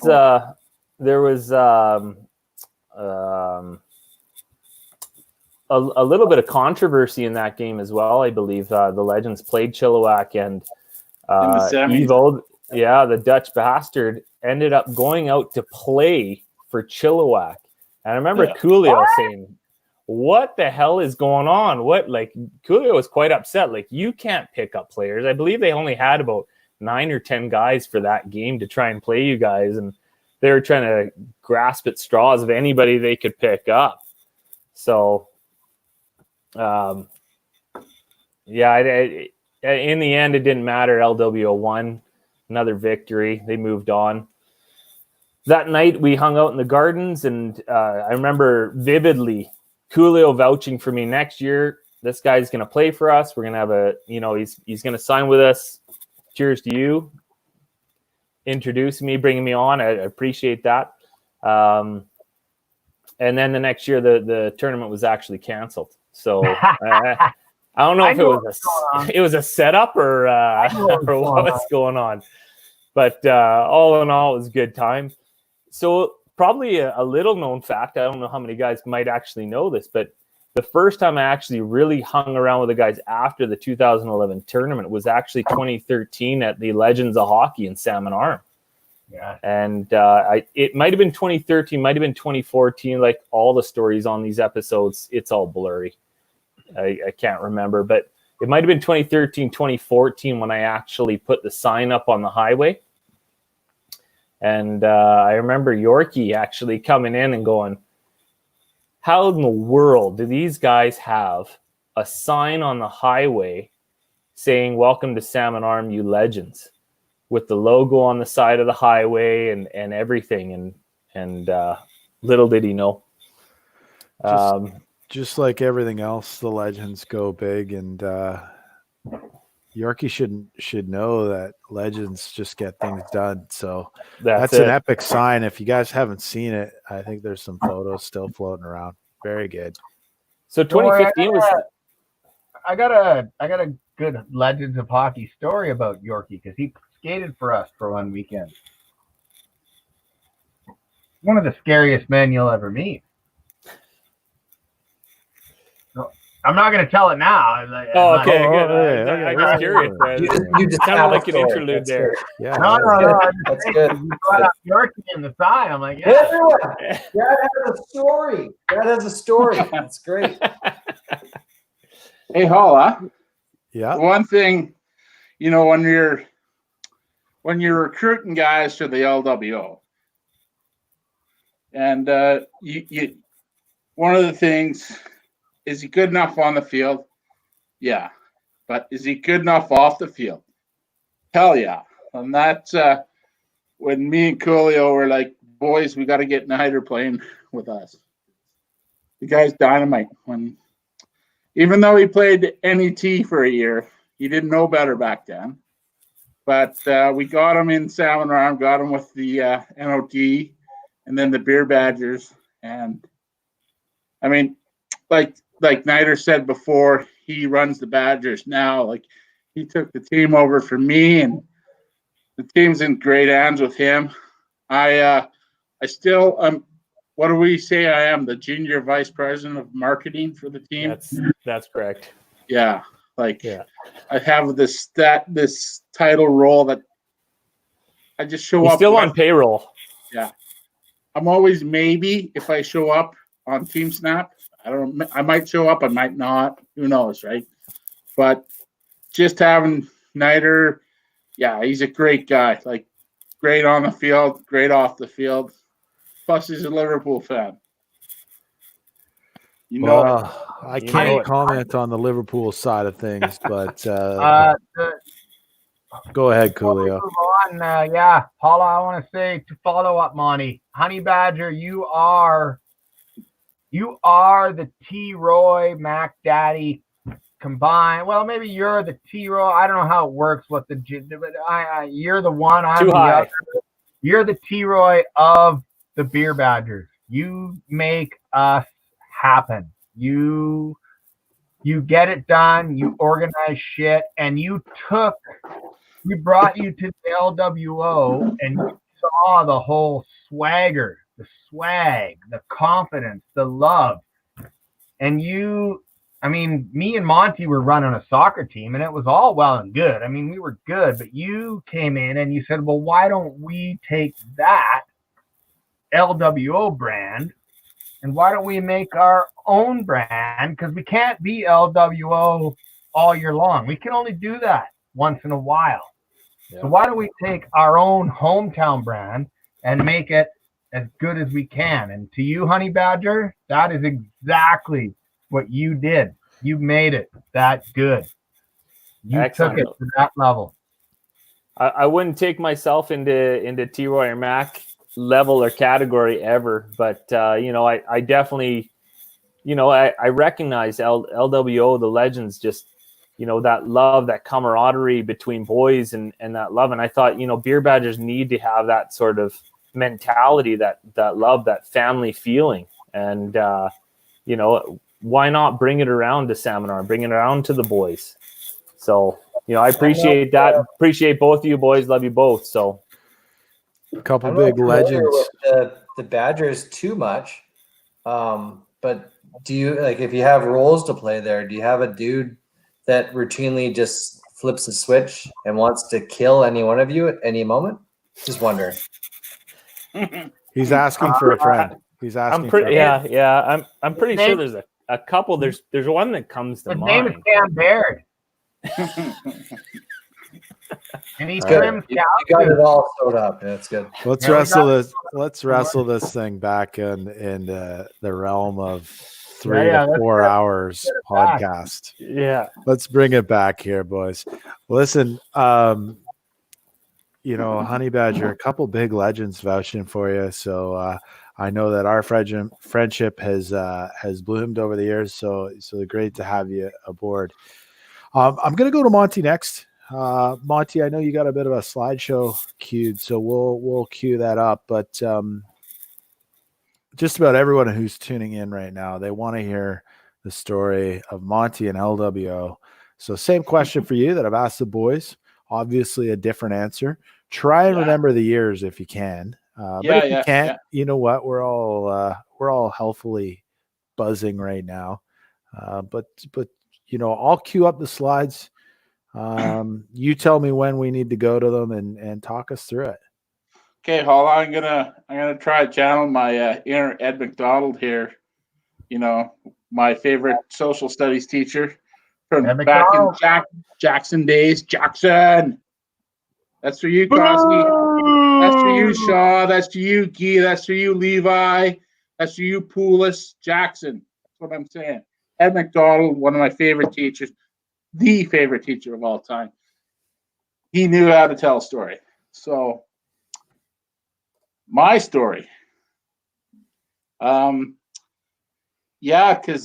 the precursor to the Live Wire Lightning in the Sound Shoe Shop Men's League was the Players Pub Strikers. And before that, they were the Sound Valley Sports Strikers.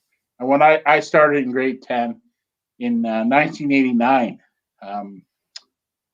and I believe there's 6 legends on that team. Still legendary guys.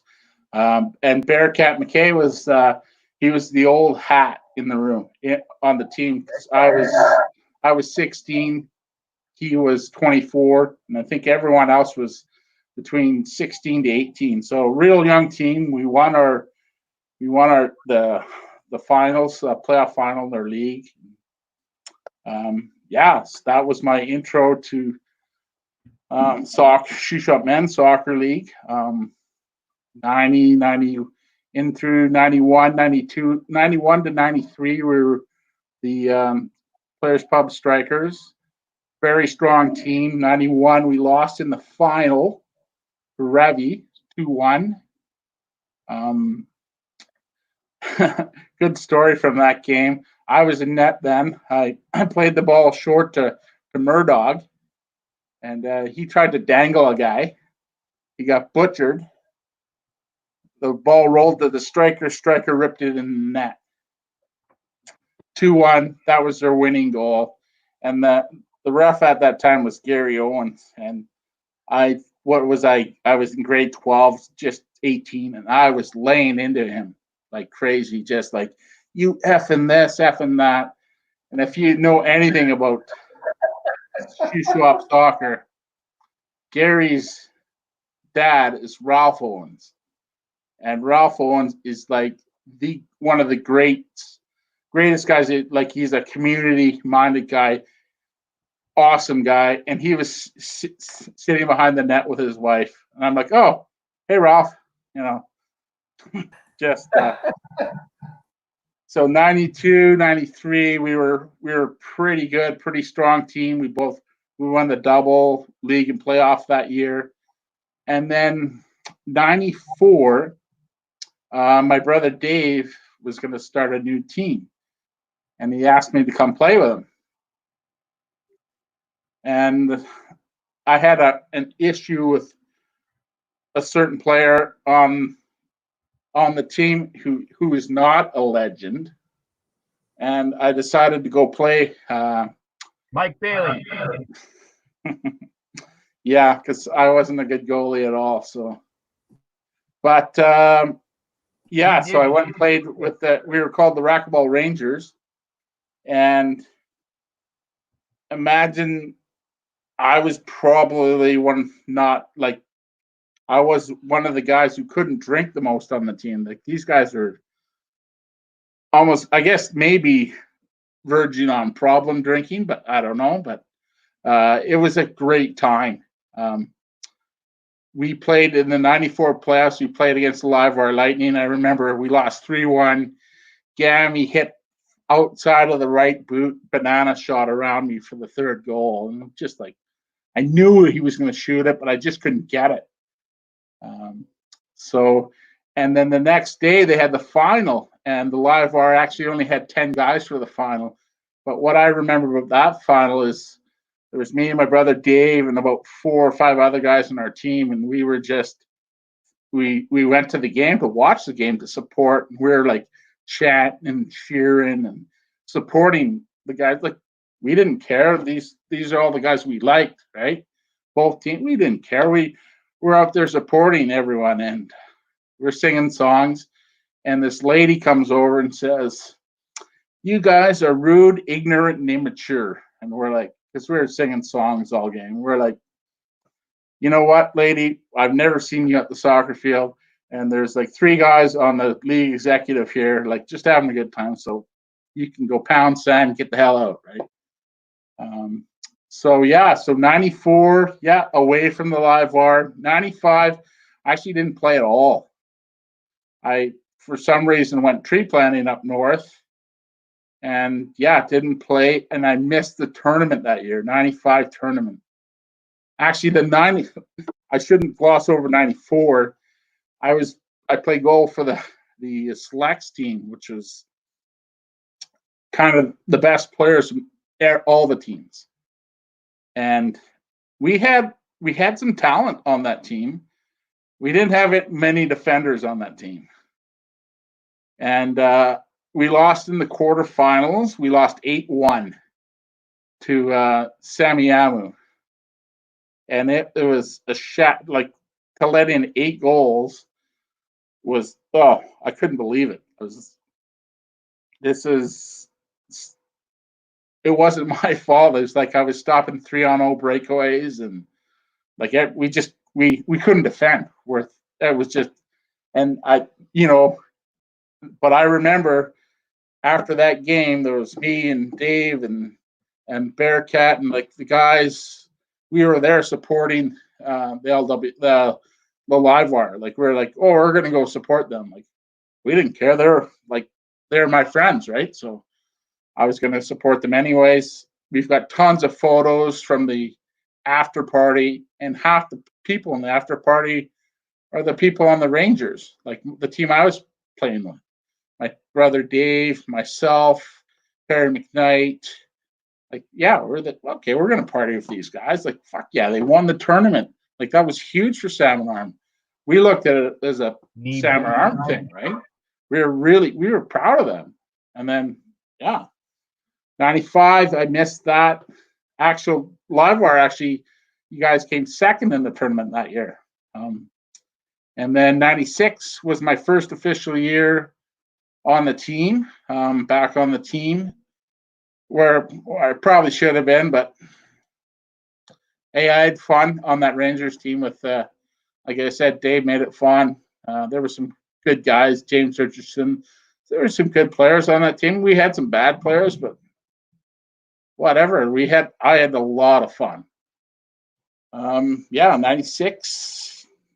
We started 97. 98 was huge for me. Like winning that tournament in 98, like I ran like an idiot across the field. Like when the champ scored overtime, that might have been the fastest I've ever moved. Like I could have been like the first guy from the sideline to reach him. Like it was awesome. Like I was so pumped, right? Because I mean that tournament's been part of the family for a long time, right? Because my dad's lineage running the tournament in the 80s and stuff like that. Like, yeah, like it meant a lot. And for me to actually be on the team, a winning team, and actually contributing, it was good. That's where. What's that? Is that the year I was red carded for the final? Yeah, you 3-1 against Fort Langley. 3-1. You. What's the guy at half in the mouth? Yeah. I digress. All right. Yeah, all right. it was definitely a big thing. Then 99, Ollie! he had to drop some beer off for me. Tell them to come say hi. I'm a little ahead of schedule here.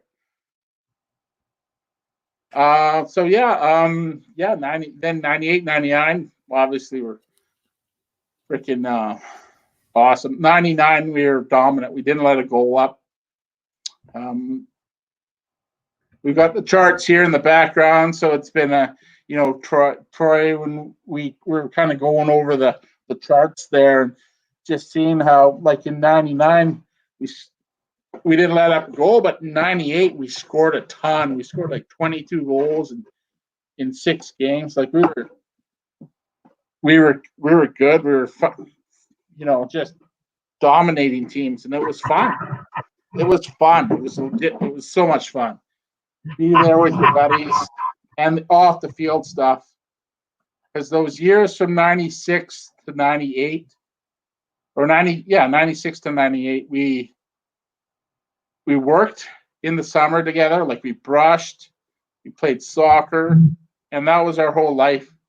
We go to the wire on Thursday nights and Saturday nights, and that was our thing. That created a huge bond, especially with T and Mac, Whitey, Jose, Quill, myself, Coolio. Like, yeah, you make that bond. It's never gonna break. And Dave. Yeah. Dave was a huge part of that. Yeah. Even though he wasn't on the team, he would be with us all the time downtown. Dave's because he was gonna buy around. Fucking Dave Walters. I love it, Monty. Do you want to? Are you cool? I think it's time we cue up your show here. I want you to walk us through some of these photos. So let me share it up here, and we'll hit that, and we'll hit present. And Monty, you put these photos together for the crew on LWO radio. And I think it's important you just give us a few words as we go through them. Yeah. It would be great. So go for it. You narrate this sucker. Yeah, look at that. Age 9. Yeah, that was my parents started minor soccer with I think it was with Ted Mr. Kennedy, Dover Derman, Tom Brighouse back in the early 70s. Probably something for their kids to, they had 5 boys. They had to get them to do something, which is weird because like my parents were both from Wales. My dad was actually, when he grew up, I remember talking to him about it. He didn't really play much soccer, but he played rugby and cricket. But so he started with my mom. They were the main organizers for the minor soccer till the mid 80s, until we started. There's Eric there, the old Jackson Fields, downtown Salmon Arm. Until the mid 80s, he was kind of the head of minor soccer, and then he kind of moved up to men's soccer as we all got older. My oldest brother Rich was 9 years older than me, so by 84 he was already in the 83 he was already in the men's league. So that just then my mom would kind of hunker down at one place, and she would, like, it wasn't just my dad, it was a whole family thing, right? My dad and mom would run it, various teams. Dave and Rich were coaching. Glenn and Gwill and myself, we all raft. We played, we raft, we did whatever, right? And it was a family thing. We would load the station wagon up on Saturday mornings, and it was fun. I remember counting $5 bills, $5 registration back in the early 80s for sport.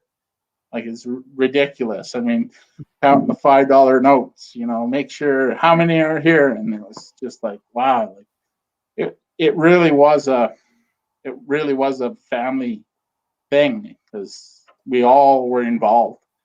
Like I said, we were playing, coaching, reffing, and my parents were organizing. So it was always a lot of fun. I like how you talk about that. It's the connection to family, because and I know this has come out in numerous episodes already of LWO radio. LWO is family as well, and it's got it mirrors it really nicely. I know it's just a nice touch, and I know the next few photos are some of the teams that you've played with. So let's chat about those here. Start with these. That's Devils. The Strikers. That's my first year, and there's Gammy beside me, Matty Phillips there in the front row, Bearcat McKay back row third from the left. There's Moochin. There's Gwill. There's it's Johnny Humphreys is there, and it was. I remember the funny story about 89. You know how brothers are; they sometimes fight, right? And me and Gwill probably fought a lot when we grew up, and I always knew when I was on the field, if Gwill was on the sideline and was subbing himself back in the game, that I was going off, regardless. He could be like, I could be playing striker, but he would always go, Monty, you're off, or Al, you're off, and we'd have to make 3 or 4 substitutions. He would always come in on the left mid, so he would never take the guy who was playing left mid. He'd always take me off. So every time I heard Gwill's calling the sub, I would almost start, trotting over to the sideline, because I knew I was getting subbed. I was also the youngest guy on the team, so. But, more than held my own back then. So it was all good, though. I love it. And I love that you will see that jersey in the beer gardens even today. Yeah. Usually it's Levi and Jose that rock them. Yeah. Yeah. Love Jose's got one. Yeah. This looks like Oak Bay to me. Is this Oak Bay High? Yeah. That's Oak Bay High 93 Castaways tournament. That's the only time that the 5 boys all played same team. My brother Rich there on the back on the right, and then Gammy and Gwill in the middle, and brother Dave on the left, and then me and the Playboy Pulleys up front. It was, like I said, brothers, right? Interesting dynamics, and like Rich was a excellent player, good skill. Gammy was, everyone knows Gammy. He's mentally one of the toughest guys on the field. And he's probably the most athletic of us all. Gwill is supremely skilled. and Dave had a great touch, and then I was the goalie. So, yeah. So Gwill and at one point Gwill and we had Gwill on the left and Dave on the right mid. We played 4 across the middle, and Gammy and Rich were in the middle. And one of the guys on the other team said after the game, "Man, it's like that midfield has played together." Well, we've been kind of playing together, all our life, right? So, but it was fun. It was, yeah, like I'm just, it's just a shame that was the only time that ever happened. But I mean, Rich by that time he was 9 years older than me, so he was off he lived in Edmonton. He was a meteorologist with Environment Canada, so he was off, and Dave was in Salmon Arm as a teacher, and Gammy and Gwill were off at school, and I was in Victoria, so we never really got time to spend together. And if I'd known that was the only time, you'd obviously would have treasured it a little more. But the time we had it was pretty special. It was a lot of fun. I love it, Monty. One thing that the untrained eye picks out in this photo, and it is something that makes a reappearance in some of the subsequent photos, is the fact that you're wearing a Lightning jersey, even in that early age, before LWO is a thing. Yeah, I know, eh? I don't know where I got that goalie shirt. I just don't know where. That's lightning. That's got lightning all over it. All right, let's talk about this one for me. Yeah, that's the 93 team, as you see. There's Matt Gaddy back there, Spilly. That was Murdog. I see Murdog in here. Murdog, too. Yeah. A funny thing is about Murdog, and because Mur was the same age as my brother Gwill, and I played, since '89 together. And when you're in goal, like Mur, he used to. We joke with each other. Murray, I'm like, you used to be able to shoot. Like he used to be lethal. Like in practice, he'd be ripping them in. Like I'm diving full on. I can't get these balls. And then I don't know, something happened about 15 years ago. He just can't shoot anymore. But I mean, he's the fittest guy on the field, so I guess we can't complain too much, right? But yeah, Murr, that guy's a beaut. Like, and Lindley Steves, and there's some classic. The guy right beside Murr in the jeans, he never played for LWO. That was Wayne Radford. He was a center back. And if you think of someone that probably on the physical ability of like a Wade, but with a titch more skill, he was excellent. Great guy. But I think he actually moved to Australia. So, all right, we're gonna keep moving through here. We got the '94 Rangers. Tell us a little bit about this team. that was fun. It was fun. We weren't that good. There were some pretty dodgy players there, but the guys on the front left there, James and Perry McKnight. The guy right beside me on my right there, his name's Rob Lowe. And he used to be the bartender up at Racquetball Center. He was it was a blast. Like in '94, Dave's my dad was running the Setters Pub, the Old Timers team. And after one of their games, the Setters Pub wasn't open, so they went to the Racquetball Center. And he had his full, 12, 13 guys out. And he's settling up with the bill at the end of the night, and he's talking to the owner, Joanne. And he's like, well, I brought my whole team out tonight, and maybe you should think of sponsoring us next year, just jokingly. And she goes, well, Eric, 4 of my players came after their game the other night, including 2 of your sons, and they drank 16 pitchers between them. And all 14 of you drank 12. So I think I think she knew where it was buttered. who was the So it was that doesn't team. sound right. That doesn't sound right. It was a fun team. It was a lot of fun, and Nice. you know it's part of my journey, right? I went there because Dave asked me to, so, and I respected it, loved him. field. Yeah, that we went from 92 to 94. We went to the Castaways tournament. We got a young Levi there. We got Luke Grinder, myself. Which one is Levi? He's in the chat still. Let's point him out there. here. Front right. Yeah. Look at There he Grinder looking good. We Grinder. got Murdog. We got Gwill on the back right. We got Johnny Hump, my brother Rich. We got the champ, and we got Bearcat McKay second from left on the back there. So Jason Arnold. lots of legends in there. Hey, to heck with Who's in the jeans shorts? I was gonna say, to heck with the team. Look at the goalposts. That's genius. Actually, that was my first and only tournament MVP, and I think I got it based on one game I played really good against. What did you do? Paint the goalposts? Yeah, I know. Actually, the save of the game was Johnny Humphreys. It was one of those balls that, you go out as a goalie and the guy heads it before you get there. And I'm like, oh, fuck, that's going in.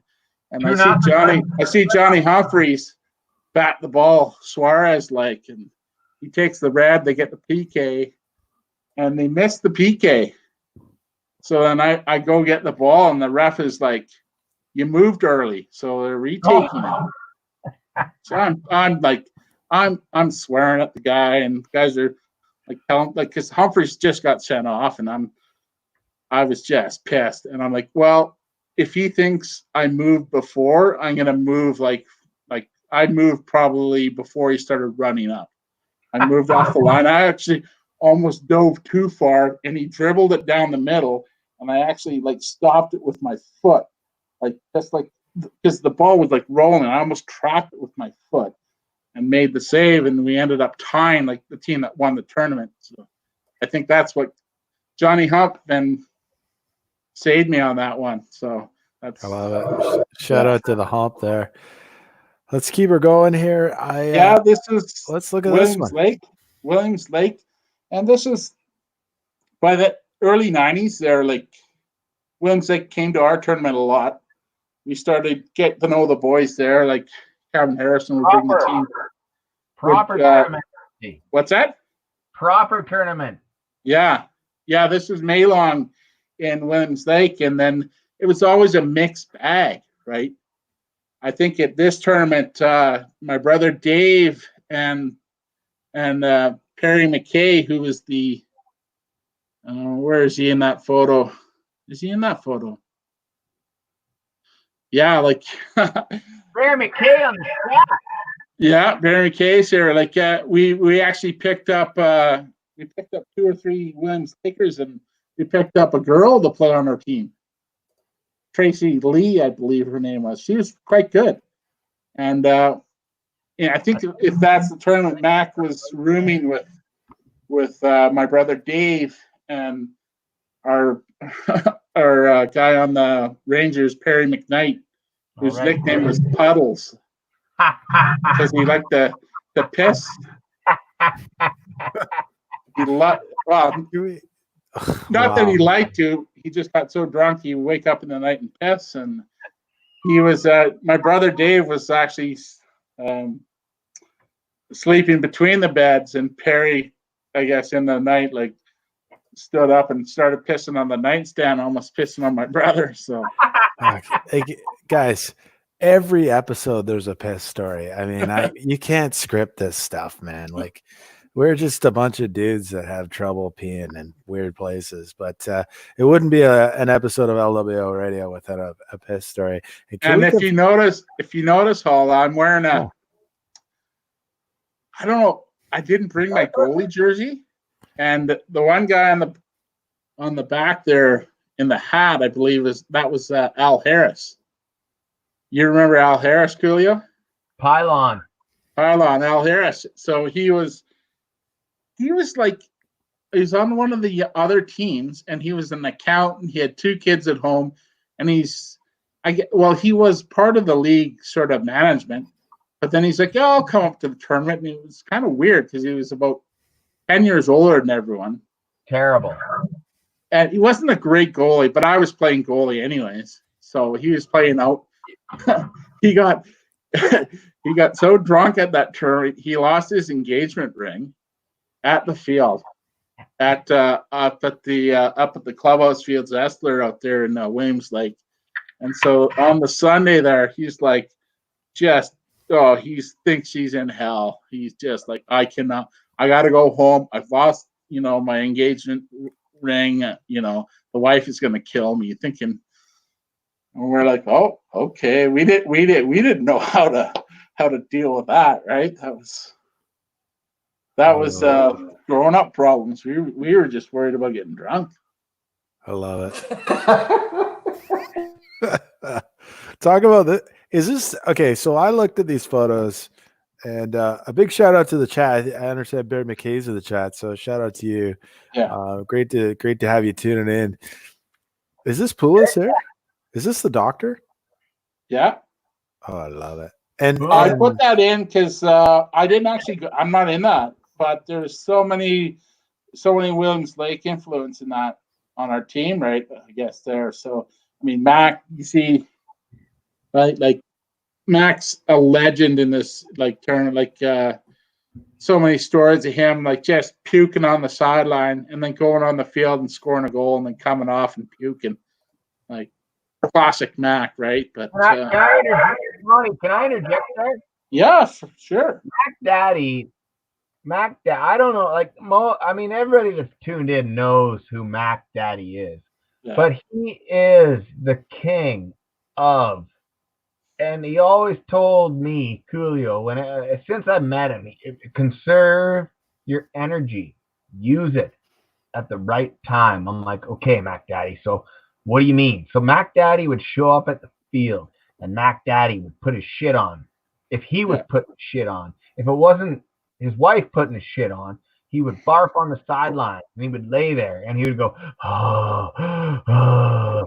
and the game would start, the whistle would blow, and Mac Daddy would walk on the field, and he would dominate. He would just look at the picture in the back. He's like, yeah, and he would just dominate. Be halftime. Mac Daddy would go, he would lose his cookies. I would quit. I would have quit. And Mac Daddy would conserve it, Coolio, conserve it. And back out he went. Dominate the field again. It's Mac Daddy. And that's just a small, that's actually a really big part of the LWO. Mac Daddy right there. Dominate. No matter what, conserve your energy. Monty, sorry. Yeah. Let's flip it through here because we got a few more slides to go. I put this in there just the 06 because it was, after 98, 99, it's like, oh, it's too easy. And then we didn't win till 06. And the main core of that team is we're 32, 33, 34, getting old, but then we're getting some new blood in, right? We're blooding in the, Lebs, and we got some handsome boys in there. We got Benny, we got that, I guess at that point the new blood in, and yeah. We still got big handsome Ron in the back there. Yeah. We had that. There was that bridge of the older guys. We still had Gammy playing a good role. We still had the guys, Wade dominate. Still had. But we realized, hey, if back then we realized, man, we got to do something. We got to be a little more competitive because we still wanted it, right? It wasn't a matter of whatever from 2000 2005 wasn't a matter of effort. We tried, but we weren't deep enough. Then we got we started bringing guys in. This guy is, and it just doesn't mean can the guy help us on the field, right? Can this guy help us off the field? Can he be a positive? And I think every guy that we've brought in has knocked it out of the park. I think, especially that crew like Labs and Stanch and just beauts. Kieske, J Haas. Oh, I see a Kieske, few. I J. see a bunch Haas. in there. J Haas, Absolutely. that J Haas guy. I got a great story about J Haas at the Comox tourney where we stayed at J Haas's cabin, and J Haas is.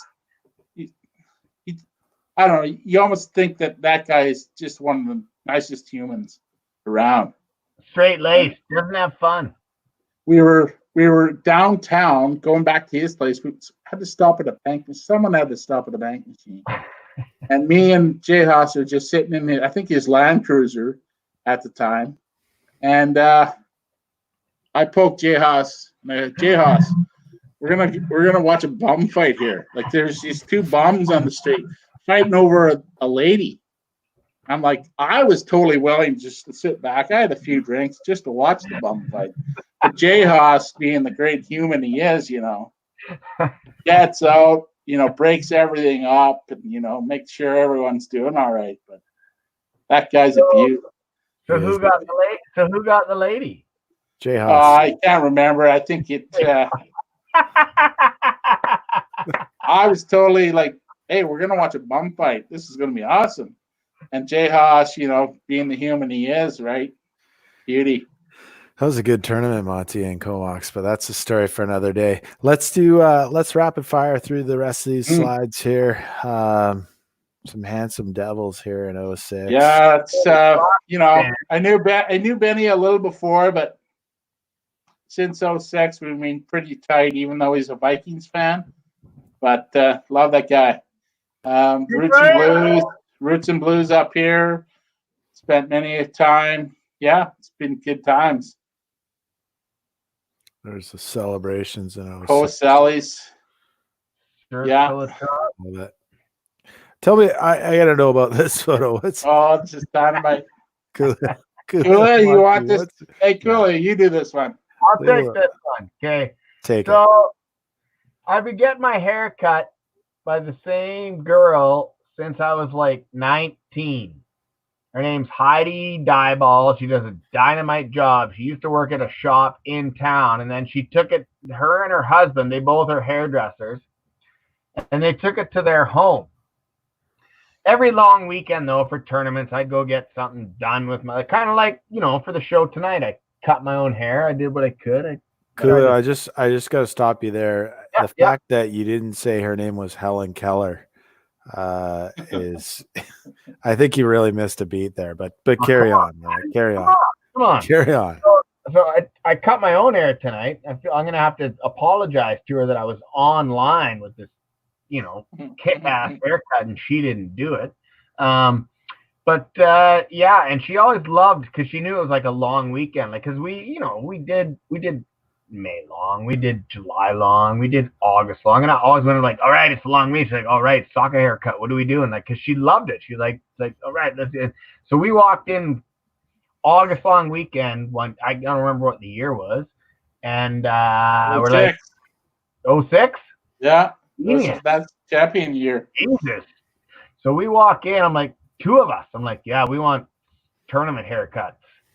And her husband, his name's AJ Alton. He used to DJ at the Livewire. So those of you that are in the chat, Brett Poulos, all these used to be the DJ at the Livewire, like when the Livewire existed.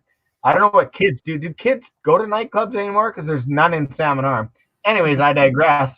But we go to the haircut house, and I walk in. I'm like, it's August long weekend. We want haircuts. They're like, okay. I say, I'm thinking about a Mr. T Mohawk and Monty. And they're like, so what do you want? Monty's like, I don't know, trailer park mullet.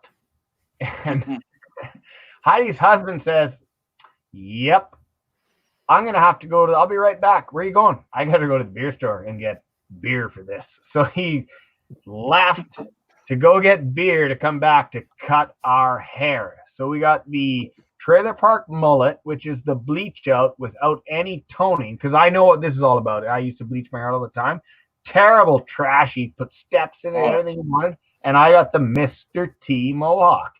And they absolutely loved it. They charged us nothing and gave us beer to do it because it was so much fun for the soccer tournament. Oh, yeah. It was hilarious because AJ's cutting my hair there, and he's like, "Can I put steps in the side?" I'm like, "Hey, you're this. I'm in your world. Do whatever you want. Yeah. I just want a blonde mullet." And I'd grown the hair out for like 3 months before that. I think it was a plan that I was going to do something for August long, but I think I remember walking up to the field to the morning game, and Brett Polis went, "Holy shit, Coolio looks like Mr. T." But before he finished saying Coolio looks like Mr. T, he was like, "Look at Monty's fucking trailer trash mohawk." Like he fucking beautiful. Right over me and saw Monty with his trailer trash mohawk, which is to this day possibly the best haircut ever. Yeah, I mean, I've rocked a few mullets in the back in the day. 93 Castaways photo, you see a pretty sweet. Me and Dave were prone to the mullets in the early 90s there, listened to a lot of metal, but yeah, that was probably just, you know.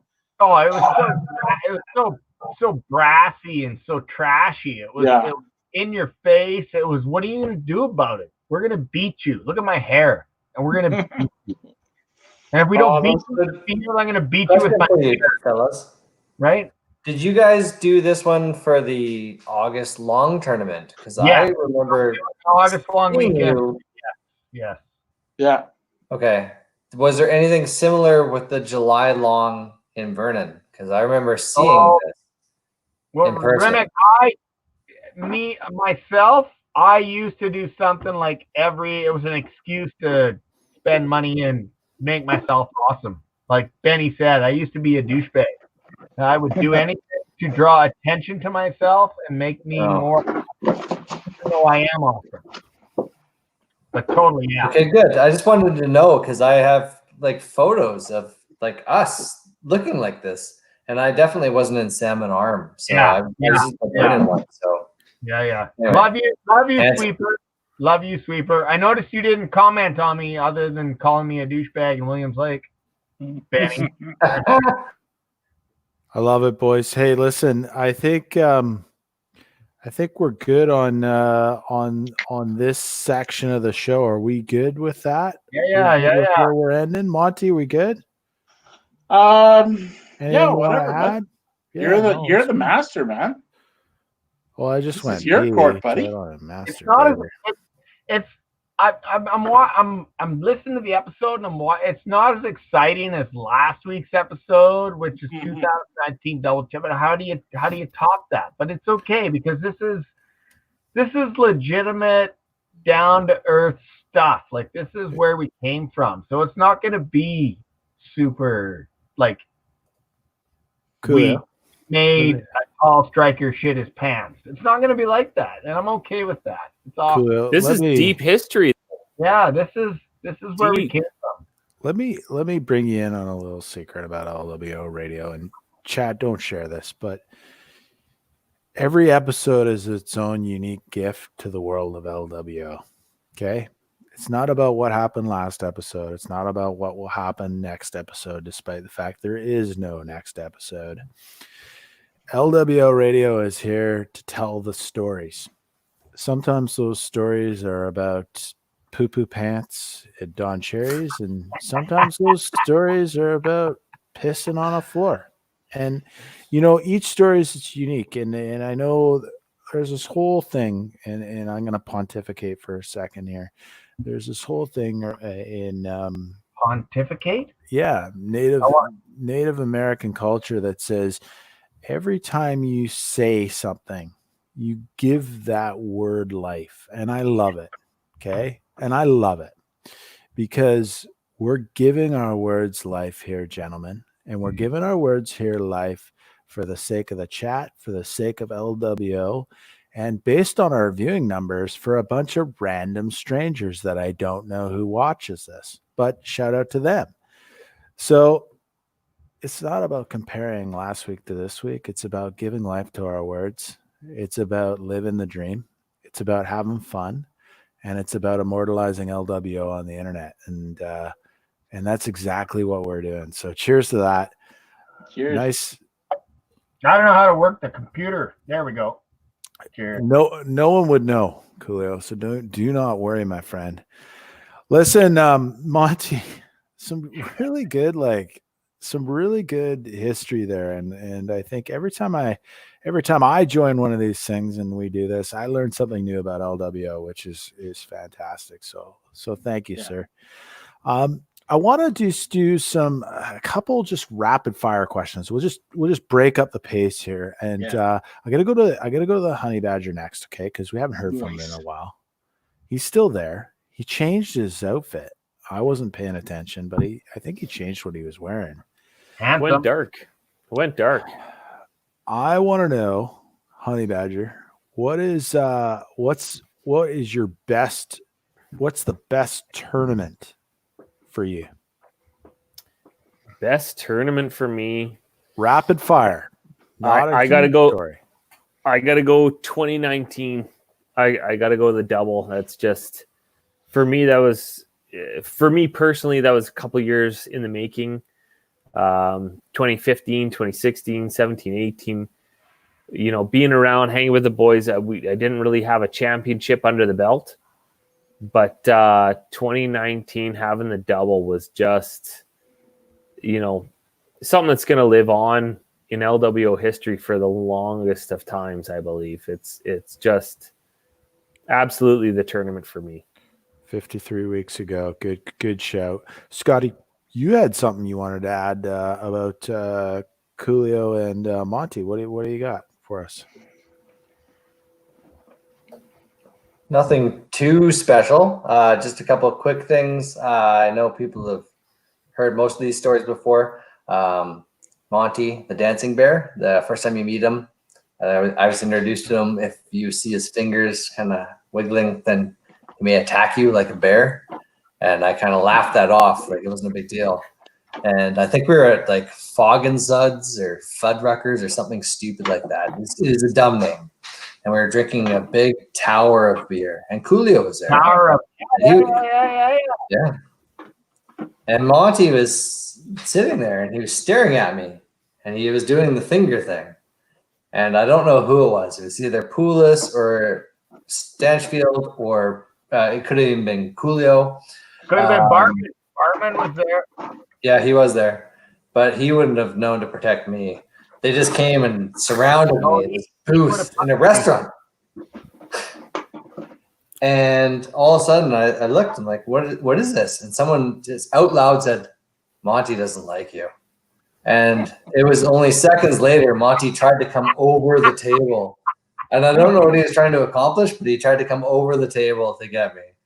And then the next day we were really, really good friends, like better friends than most of the people I would call a friend. So that was neat.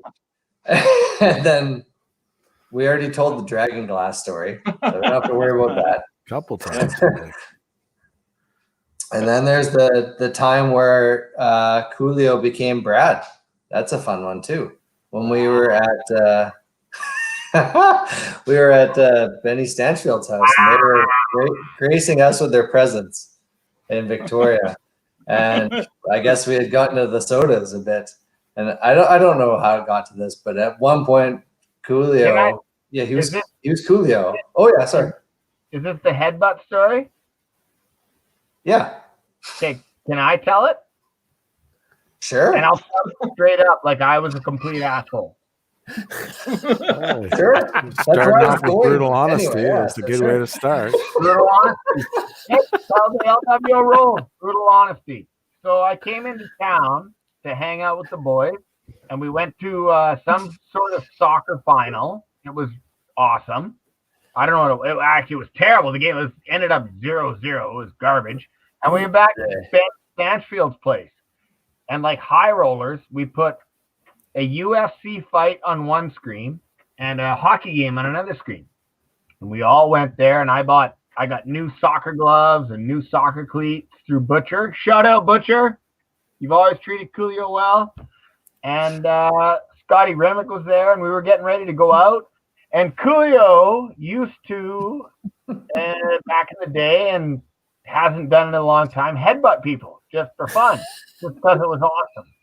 And so Coolio had been watching the hockey game and a UFC fight, and he grabs Scotty Rimek by the ears and goes wham, and rips his head off of Scotty Remek's head and like splits him wide open, just makes a fucking mess in Benny Stanchfield's like entryway, and Scotty gets mad and leaves. And continue, Scotty. So there it is. I take it on myself totally. It was all on me. Continue. I was upset at first, but I've gotten over it. But ever since then, I don't think I've ever called you Coolio on the field, at least. I love calling you Brad, especially when we're calling for a pass or something. You get the ball in your hands. I'm like, Brad, Brad, Brad. And you'll throw it. And you're like, it's Coolio, bitch. And it doesn't resonate. So that's fun. And that wasn't even the funniest part of the night for me. Like, that sucked. But I remember, and I think it was the same night I met Bremner for the first time. And Bremner was there. Oh, gee, that's a big night. Yeah, and I've never met Bremner before this. And I remember him standing there. He was a funny dude. And he was standing next to one of Benny's lamps. And the lamp was really high. Like, it wasn't normal. It was like up here. And Hold on. I need to pause you there. Just hold that thought.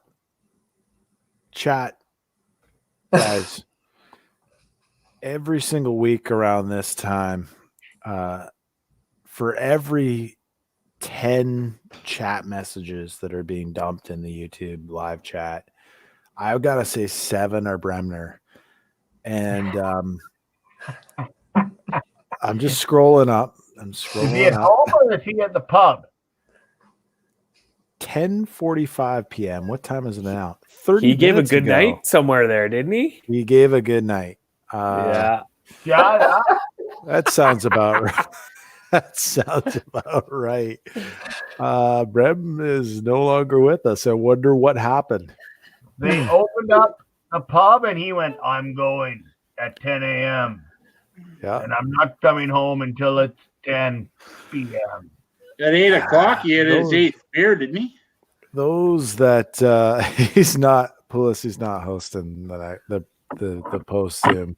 He's those who burn the brightest often don't burn the longest. Anyways, Scotty, continue. Sorry, I just wanted to shout out Brem, who's not with us anymore. Who has left us? Yeah. So that was a crazy night. It ended with Coolio headbutting me in the face, but that's fine.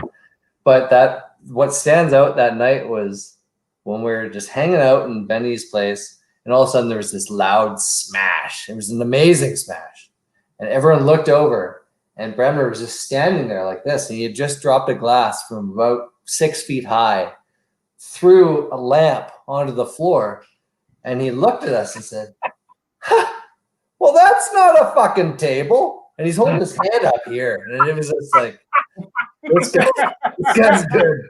He's good. That's what stands out, not the headbutt. That's what stands out to me. But he will be Brad for a bit. I like it. Before we go move over to some of the other legends and some of the questions that we've got, 27 viewers. Last I looked, we only had 18 likes. So smash the thumbs up just below your screen right there. Come on, 18 likes is weak sauce. Hey, Dolly, can we like our own broadcast? How do we do that? Can we like that shit? Fucking Dolak. Yeah. Where is Dolak? Should be in the chat there somewhere. You can like your own podcast, but it's kind of like Googling your own name, Coolio.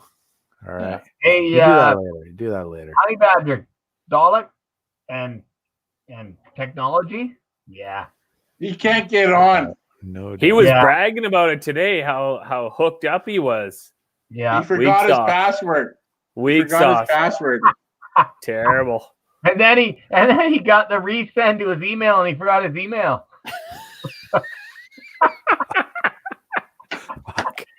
Dolly. Dolly, in the chat. Prove us wrong.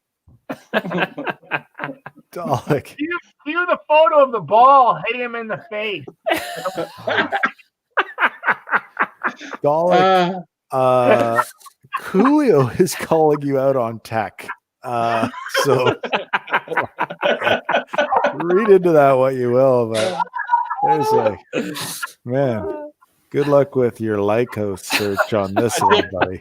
Hey guys, I think I got a bear upstairs. He's coming down. He's coming down. He's Bring him coming down. down. You're All not right, going to listen. have an upstairs. So much for rapid fire questions. So I think we digress there. But listen, Keep come going. on, let's keep it going. Let's keep it Let going. it roll. Coolio, what's your favorite tournament? You know, what's the best tournament in your opinion? Honestly, my favorite turn. We've talked about this. We've emailed it. We've talked it. 94 was, like Mac Daddy explained, it was huge. If 94 didn't happen, maybe we don't happen, but I had no idea. I was just a punk. I was whatever, fuck, playing soccer. I was a punk. 98, 99 were big. We went back to back. It was huge. 2006 for me was my favorite. It was big. It had been, well, what's 99 to 2006? What is that? 6 years, 7 years. That's a long time, and it makes you, and you're getting older. Not that we're old yet, but you start to realize August long weekend, people don't understand. August long weekend tournament in Salmon Arm was not dumbed down. It was 6 games in 3 days of ridiculous Salmon Arm heat. Like there was maybe one tournament out of all that I played in, there was rain. It was 32 degrees plus. And like I watched the episode 6 and RG talking about how the reverse, or episode 5, thank you, how the reverse what do you call that thing when you have to go to bed early? What's that called? Curfew. Ejaculation. Curfew was Being a bitch. and that's how it was, right? It's reverse curfew. It's 34 degrees out every day. If you go from the start to finish to win the tournament, you play 6 games. We were still operating that ridiculous 9 a.m. semifinal. Like that is the stupidest thing on Monday that you can do. But you know what? That's what we did. And we didn't slow down. So we went out on 2006. We beat Monty. Correct me if I'm wrong. Did we beat Selection? I think we beat Selection. And we beat Canmore in the final, which are 2 incredibly talented. I mean, it's Selection, as douchey as they are. I mean, We couldn't hear him sing anymore. Can you hear Selection sing? No. We'll just leave it there. Matt LaBelle. Matt LaBelle. Shout out to Matt LaBelle coming up with Can You Hear Selection Sing? No. We won't take it any further, Matt. It's so good. But yeah, we beat them. And then we beat Canmore in the. That is 2 quality teams to beat in a 3-day weekend where you consume heroic amounts of cocktails and have such a good time. Like we didn't at that point we didn't slow down. I mean, back in the late 90s, like we would go out on Sunday night, but we would be like, you know, we're in the final tomorrow. Let's take it easy. And that's what we did. No, I think we did, Monty. I think we did. Not me. Fuck that. I remember sitting with Dave McFate at Livewire and like telling the boys slow down a bit. But anyways, I digress. But 2006, we beat Selection, we beat Canmore, and it was my first August long weekend tournament victory as a goalie. So that was a big thing to me. And then it was a huge win. Like it was what was it? 2-1, 1-0? It was, I don't remember. It was I think it was 1-0. One buzz. One buzz in extra time. Like it was. Gammy. It was. What was it? Champ to Robbie Nall, or Robbie Nall to Champ to again. Robbie Nall to Mac.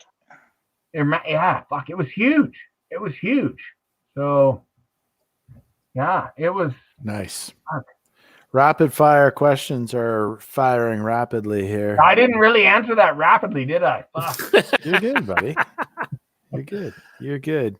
Monty, favorite tournament, rapid fire style?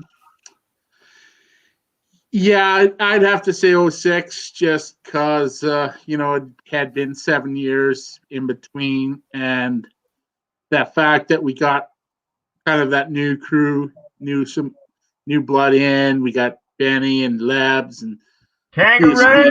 Like we got some quality boys in. And then, the only thing that 2019 has against it is I was too drunk for it. I can't remember shit. I based a lot of my info on last week's episode because when you drink a 6-pack of beer and a Mickey of Fireball before the first game, you're not going to have a good weekend. You did have a good weekend. Yeah. Can I So get back? I'd say 06, and the icing on the cake was some pretty handsome hair. Agreed. Yeah. Holla, can I get back in on the 2006? Why not? And like Monty, it was 2019. Don't get me wrong, that was unbelievable. Like, and I watched the episode 5, and our boys talking about the big save I made and like the feeling, and it was unbelievable. You could feel the buildup around the field, not just the beer gardens, not just our team. People watching the other game could feel us coming back, and like when we scored that third goal, it was unreal. It was off the hook. But 2006, we hadn't won a tournament in whatever 99 to 2006 is. That's 7 years. And it made you appreciate what 6 games in 3 days of salmon arm heat versus good talent. It was not an, like I said, considering the heroic amount of cocktail input, it was ridiculous. It makes you wonder how we're still alive. It's crazy. Oh, yeah. And not alive, but legends, champions. So yeah, good stuff. On. Good stuff, Coolio. Right. Slacks and quarters. If you're watching along, 27 live viewers now. We're at the 227 mark. There's literally like 8 or 9 questions that we ask these guys. Keep them going. Keep them going. Hold on. I'm here all night. I'm here all night. I'm gonna brief some of them out. Just to keep this thing moving. We heard your favorite tournament, boys. 06, strong case for it. 2019 with the Honey Badger. Chat get involved on this one. I want to know, like, this one is sort of a blended question here. I want to know the favorite LWO memory, and it can be on the pitch or off the pitch. And I'm going to the Honey Badger first. What is your favorite LWO memory? If it's me in the bathtub, that's cool. I mean, that's up there on all time, Scotty. Absolutely. Fantastic moment. You know what? Holla, off the field, on the field, it's the list is endless, really. I'm just gonna go all over the place here. 2019, I had a slap fight with Monty in the beer gardens, and I think that Guy might have, absolute fail. Guy might have a video of that somewhere. I gotta bug him for that. Some quality moments. 2018, I believe, we were in Don Cherry's, sharing beverages on maybe the Sunday or Monday morning. We were talking about getting a little bit older and maybe we need to start bringing in some younger guys. Maybe we don't play anymore. Maybe we just have a bunch of younger guys play for us.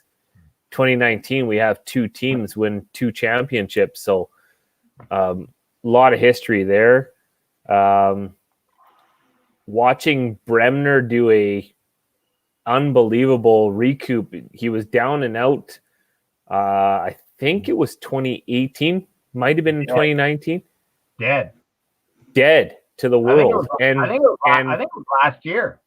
It might have been. No, And all of a 18. sudden, out of nowhere, 18? Dead.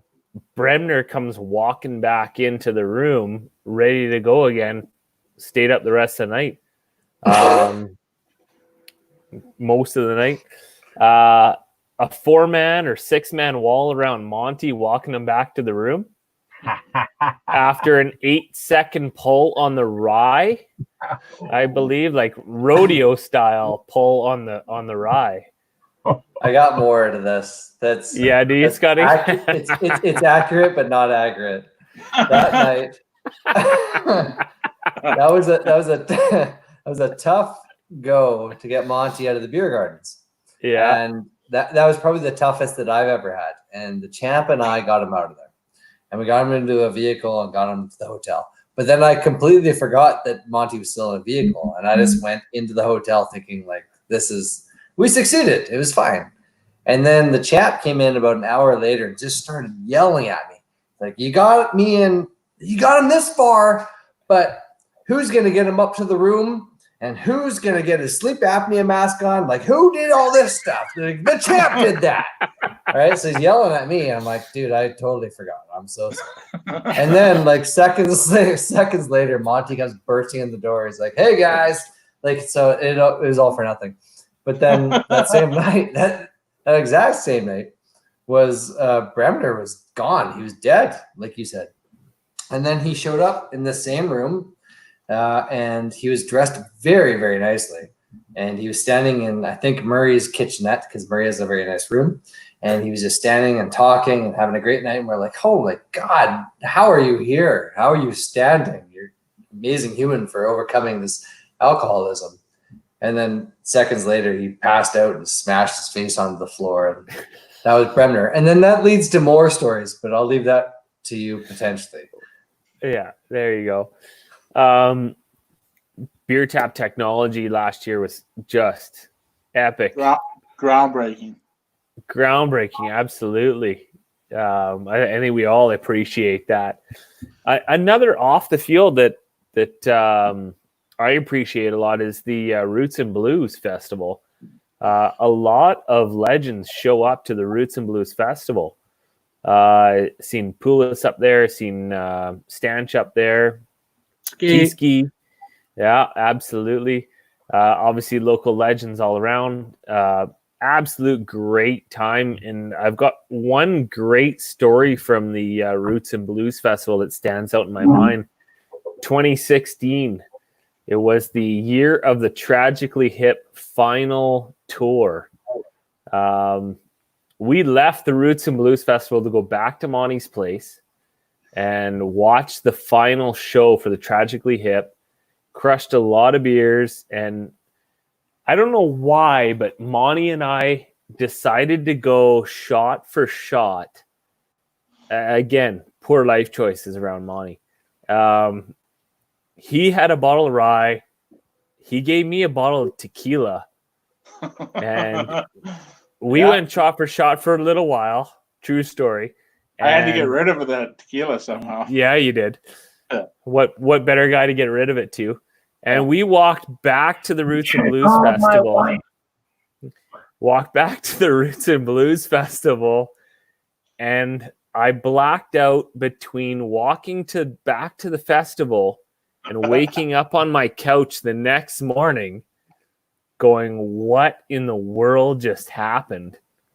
Only to go back to bed and the wife saying, hey, honey, how you doing? Happy to see me. So obviously everything was all good. So good time. Shout out to Mrs. Honey Badger on that one. So a lot of good times there. I like it. Mrs. Honey Badger. That Roots and Blues, that's a quality festival. And the fact we get Benny, we get Kiski, Poulos. Poulos stays here, even though his dad lives like Just down the road.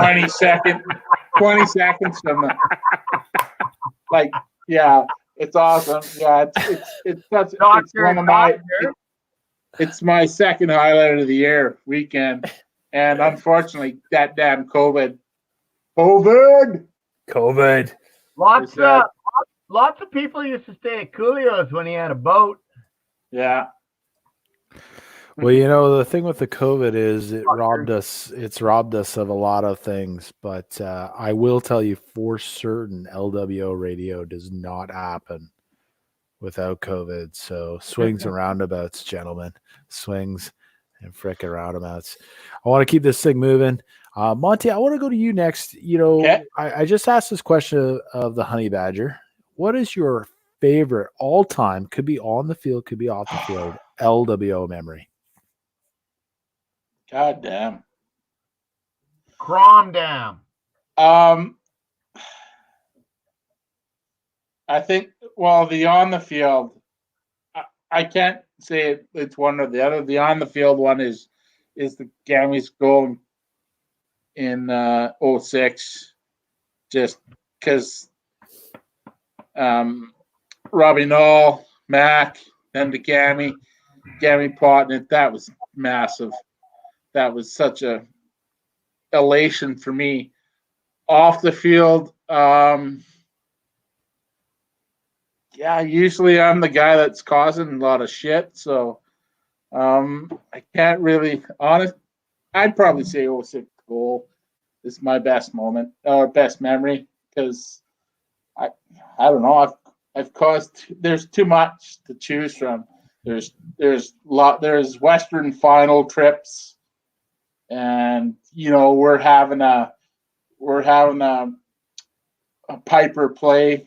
Bagpiper play for 15 guys. Like, how legendary is that? There's 2 hotel Like 2 in the rooms. morning. Yeah, there's 2 hotel rooms and about 13 guys in one room and 2 guys in the other room. And yeah, just like it's not just around soccer because the LWO is just the LWO. They don't just do soccer. They do life. They do occasions and get together and stuff like that. That just means a lot. And it's that I just think it's hard for me to just think of one moment, but those are just a couple of the highlights, just off the field. But on the field, I think is that 06 goal, just what it meant for me, right? So. You know, Monty, we talked about this in tech chat. One of the things that was a solid memory for me was a couple of years back finishing a tray. You and me, we were coaches. I think it was 2018. We were so coaches. Beautiful. Like, yeah, you know, Holla, because little did I know that you were the one who pointed it out. We were, what was it, 95 or in the same economics class or something? Could have been, yeah. It was either fall of 94 or spring of 95 economics. Yeah, you're like, you used, because we were at, little did I know that he didn't know I was a legend. I didn't know I was a legend. No. I didn't know he was a legend. But I think it really solidified our relationship. Was it 2015? I think that was Knight's first year. It might have been it might have been a bit more recent than that. And then the tray. It's when we lost 5-2 to Bob Ross.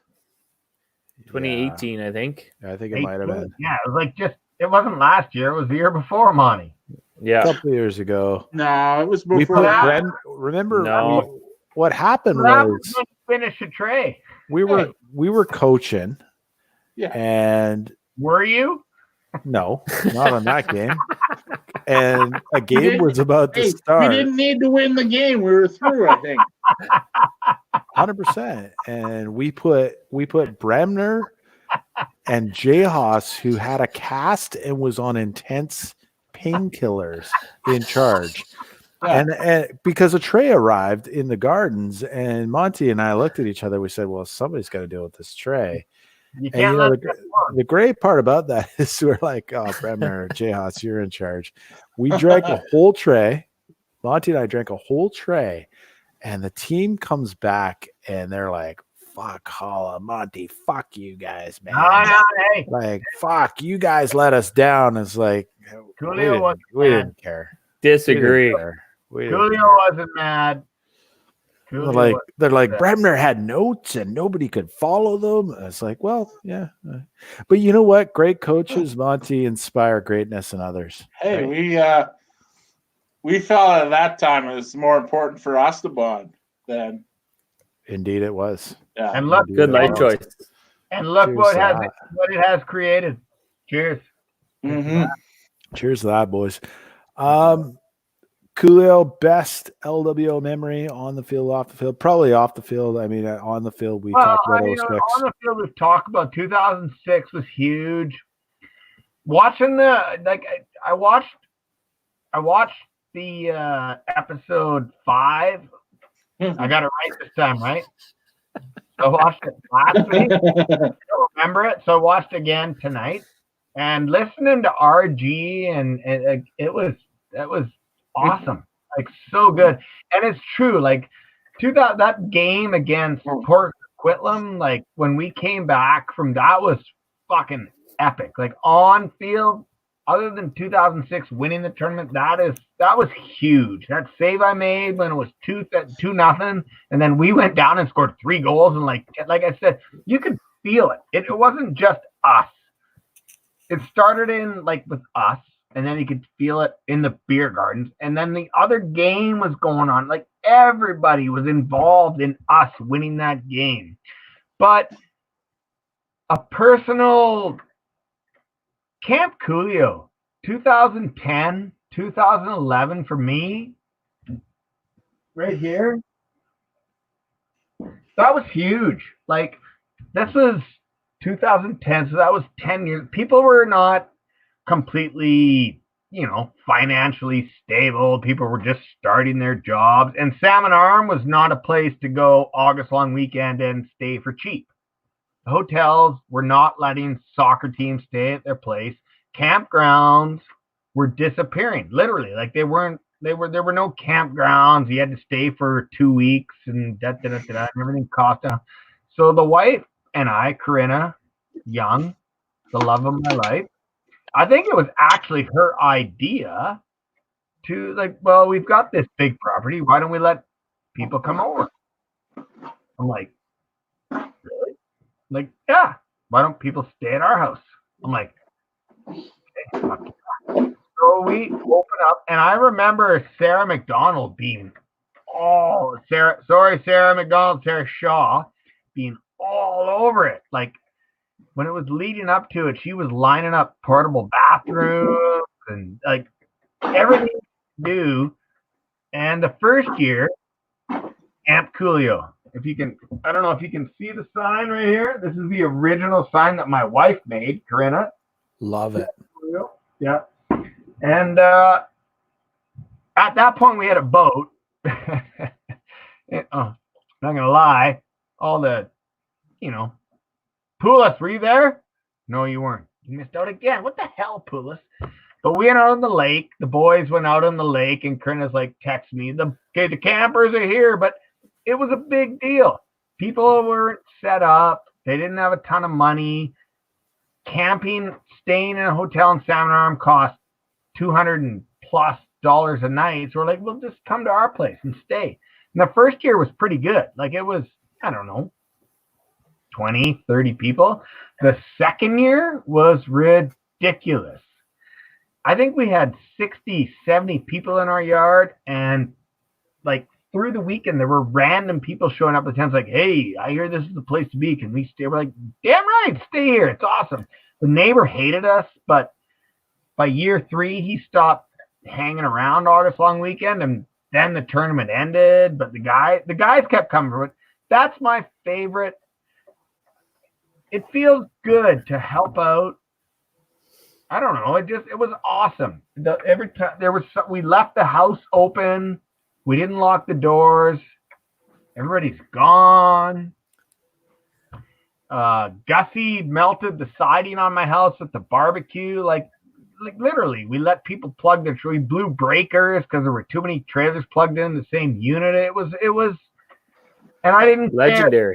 Like I said, we left the house open. There were no keys. We said, if you can, shower at the fields, go to the bathroom at the fields, whatever. But our house is your house. And like I say, year 2 of Camp Coolio, it was off the hook. There were tents and trailers and people everywhere. I think it was the first weekend that I met Adam Cornett. And he got slapped in the face by an okay. So I don't know the total story, but all I remember is hearing is that Adam Cornett got slapped in the face by another dad because apparently Adam's kid pushed or slapped his kid. So his solution was to slap Adam in the face. And I don't know where it goes from there, but that's all I remember about that. That was year 2. That's what I remember from that story. And Kelly Vincent, I'm sorry, but I got to throw you under the bus here because this is classic Camp Coolio LWO stuff. Because it might have been the last time that the Chicks with Balls or the LWO Legends got to go downtown to a proper nightclub. Kelly Vincent, I wasn't there, but apparently she was at the Cowboys nightclub. I think it was called Outlaws, something like that. She tried to go behind the bar and steal a 2-6, got busted and kicked out.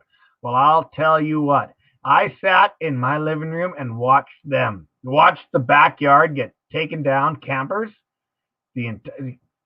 Kelly Vincent was not getting out of her tent. She was fucked. Sorry, Holla. I use the F-bomb.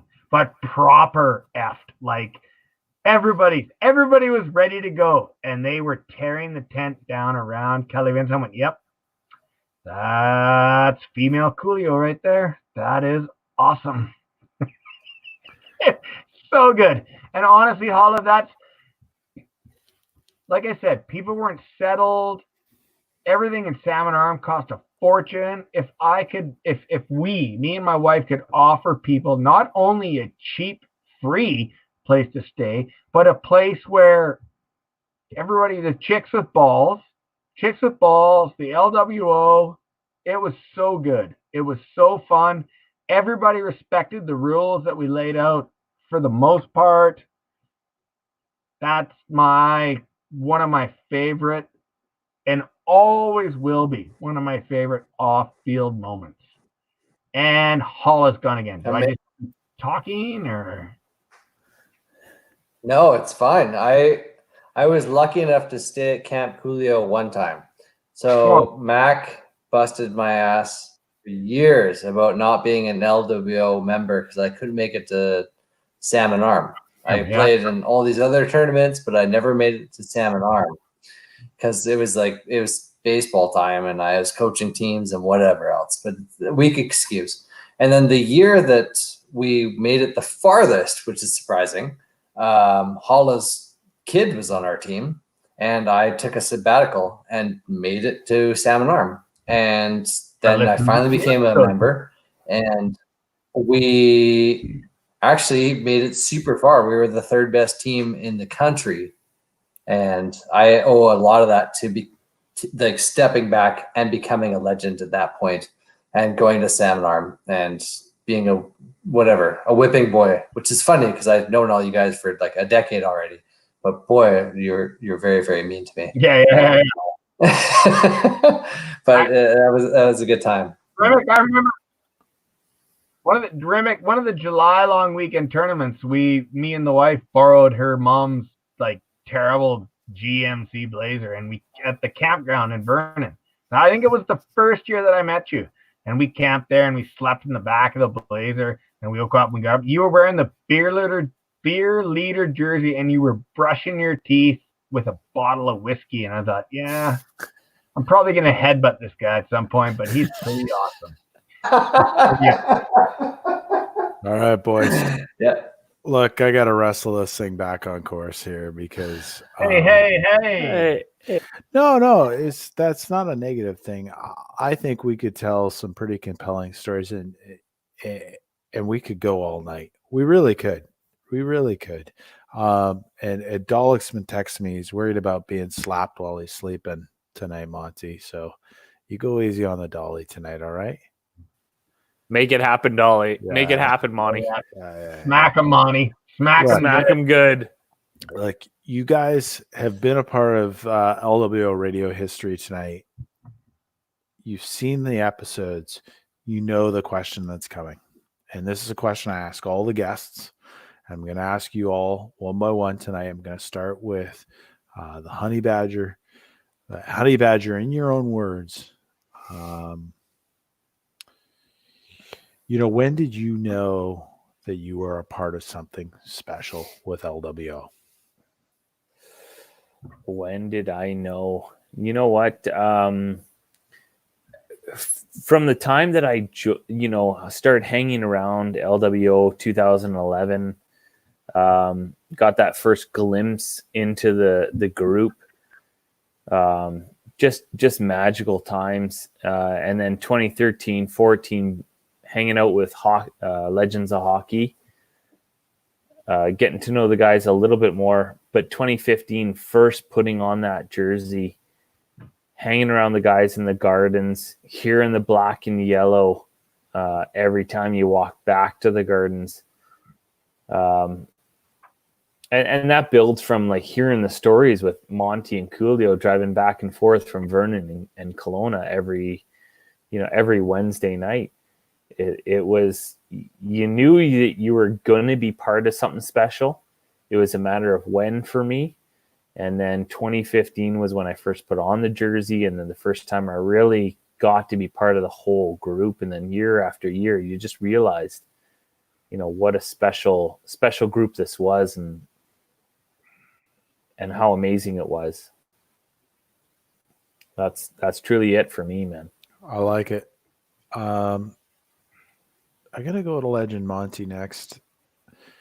Monty, you've had a storied career with LWO, and to a lot of legends, your name is synonymous with LWO, as is Honey Badger, as is Scotty, as is Coolio. But when did you know that this thing was more than just a soccer team?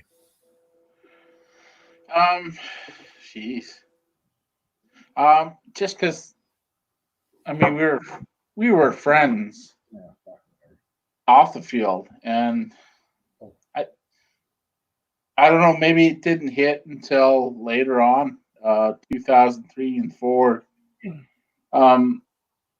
After 2003 and into 2004, that was a real tough time for our family. And just the way all the boys really supported me going through what we've gone through, like Troy and Mac and all the boys, and just I think that's when I realized that these what these guys mean to me, right? And it was a tough situation for our family, but my boys got me through it, helped me through it. And I think also, it's just, that's kind of when I knew it was something different. It wasn't just a team. And I think we kind of at that same time in 03, 04, 05, we were kind of like, we still want to play this game. We still want to be good at soccer, and we need kind of like-minded people. And that's when we started building, like getting new blood in, but same type of guys. It didn't matter if you were a great player. It didn't matter if you were not a good person. You're not on this team. You're not associated with us. And that's really kind of around when I thought it was special. That early 2000s, especially 03, when it helped me a lot. I like it, Monty. You know, we share a laugh on these episodes, but also there's some pretty real moments, and I think a lot of things you said there. It just touches a chord, so appreciate it. Coolio, coming to you. You know the question. It's the last time on any LWO radio episode that I get to ask this question, but for you, when did you know that you were a part of something special?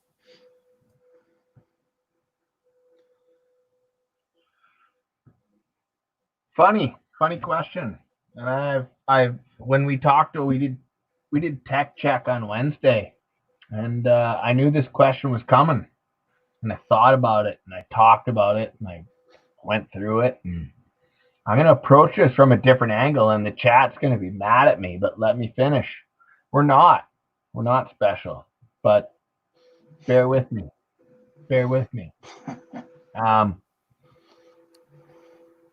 We're a group of guys, early 90s to mid 90s, whatever. We're playing soccer, we're drinking beer. Who isn't? 16, 17, 18, 19, 20. Late 90s, early 2000s, guys are starting to move away. So, getting together, burning salmon arm is pretty cool. Mid 2000s, late 2000s,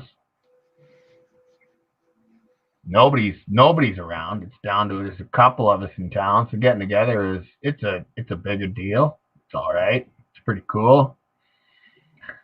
And now it's what, 2020? We've been doing this for almost 30 years. And the problem is that the tournament call goes out. You send out 30, 40 text messages. Hey, tournament time. Fuck, within 5 minutes, you got 39 replies. Other than Luke Grinder deciding which tight t-shirt he's gonna wear, everyone replies. All right, we're in. It's like, okay, there's a legend. He's had family trauma. There's a problem. Within 5 minutes, there's guys on a boat, on a plane, in a car, trains, planes, and automobiles. They're on their way. What I'm getting at is it's the special for everyone else is normal for us. Somebody says somebody's in trouble, we go. Somebody says it's tournament time, we go. So 99% of the time, I honestly, the Coolio, thinks that what we do is normal. It's not special. It's come from years of sticking up, standing up, being part of a family. It's awesome. But that 1% of the time, that's when you ask me, Holla, like, because I knew this was coming, and that's that 1%, the same thing that comes up. It always comes up is at the start of a weekend. You got somebody new coming in, or you talk to somebody who's never been in the beer gardens, and they're like, "What the fuck are you guys about?" You tell them, well, this is what we're about. This is who we are. This is what we do. And like, I've been to tournaments. I've played beer league hockey. I play beer league soccer. I'm like, whatever. I've been to tournaments. But then at the end of the weekend, you have a conversation with that exact same person. You have that exact same, and they're like, I didn't get it. You guys are you're a different breed.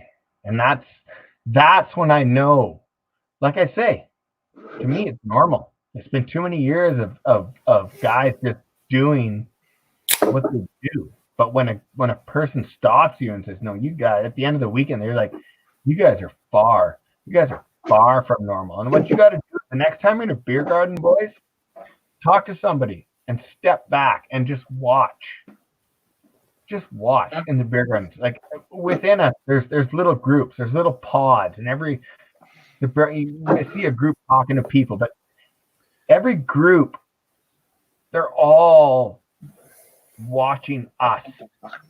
They're clinging to every word that we say, and they're amazed And I just step back and go, look at the energy, look at the aura coming off of that. It is unbelievable. And we've done it through I'm sorry, this is going to take some time, but me and T-Roy and it's always T-Roy because he's the man. T-Roy, when we started talking about doing 2 teams, and of course I wasn't in the man band, so I couldn't discuss that, but T-Roy was texting me like, so we're talking about doing 2 teams next year, Coolio. What do you think? And between me and T-Roy, our biggest concern was maintaining an image. Like we've been going to Vernon for how many years, and basically we tell them where we want to play, when we want to play. We offer beer tap technology. I mean, what's the next step? They're going to offer us a self-serve station between beers and teas, and we just do what we want. Like, so we were like, okay, so we're going to bring in another. I mean, every weekend every year we bring in a guy or 2 or 3, and like one guy can volcano the whole situation. And we're like, okay, we're going to bring in an entire new team. And so me and T were like, okay, so we got to roll, and Benny, and like we were okay, so we got to roll some of the older guys through the new team and make sure they understand what's going on. Like this is a big deal. And I don't know where I'm going, but not only did the kids, like we knew the Williams Lake kids, like a few of them, but I mean, that's a few of them. But they came in. Not only did they win us a championship, but they bought into what we're selling. They embraced it. And at the end of the weekend, they wanted more. And it took, I mean, we don't take it for granted, but COVID-19 said, you can't have May long weekend. And last weekend, all of us were begging for it. We wanted it. We needed it. And it just makes you appreciate how special it is. Like I said, to me, it's just normal. It's just normal. Tournament time. Let's go. Get in a boat. Get in a car. Somebody had a traumatic family incident. Go. Just do it. That's what we do. Like I say, the Legends normal is everyone's special. So I don't know. We are incredibly special, but like I say, the longer I do this, it becomes normal to me. So I don't know if I answered the question or made it weird, but like it's a thing, and it's beautiful. It's awesome. You can't touch it. Coolio, you fucking nailed it. And when you first started answering the question, I'm getting texts from Dolly saying, "Holy shit, where's he going with this?" Basically, and I said, "I don't know. I don't know. You might have fucked up the question, but you came good, Coolio. You came good, and Nailed cheers it. to that. And I can't think of a better way to end that. That question, that lineage of that question. So cheers to you, Coolio. My answer short is I don't know when we became special. All I know is that it's very special, and I'll never let it go or consider it not.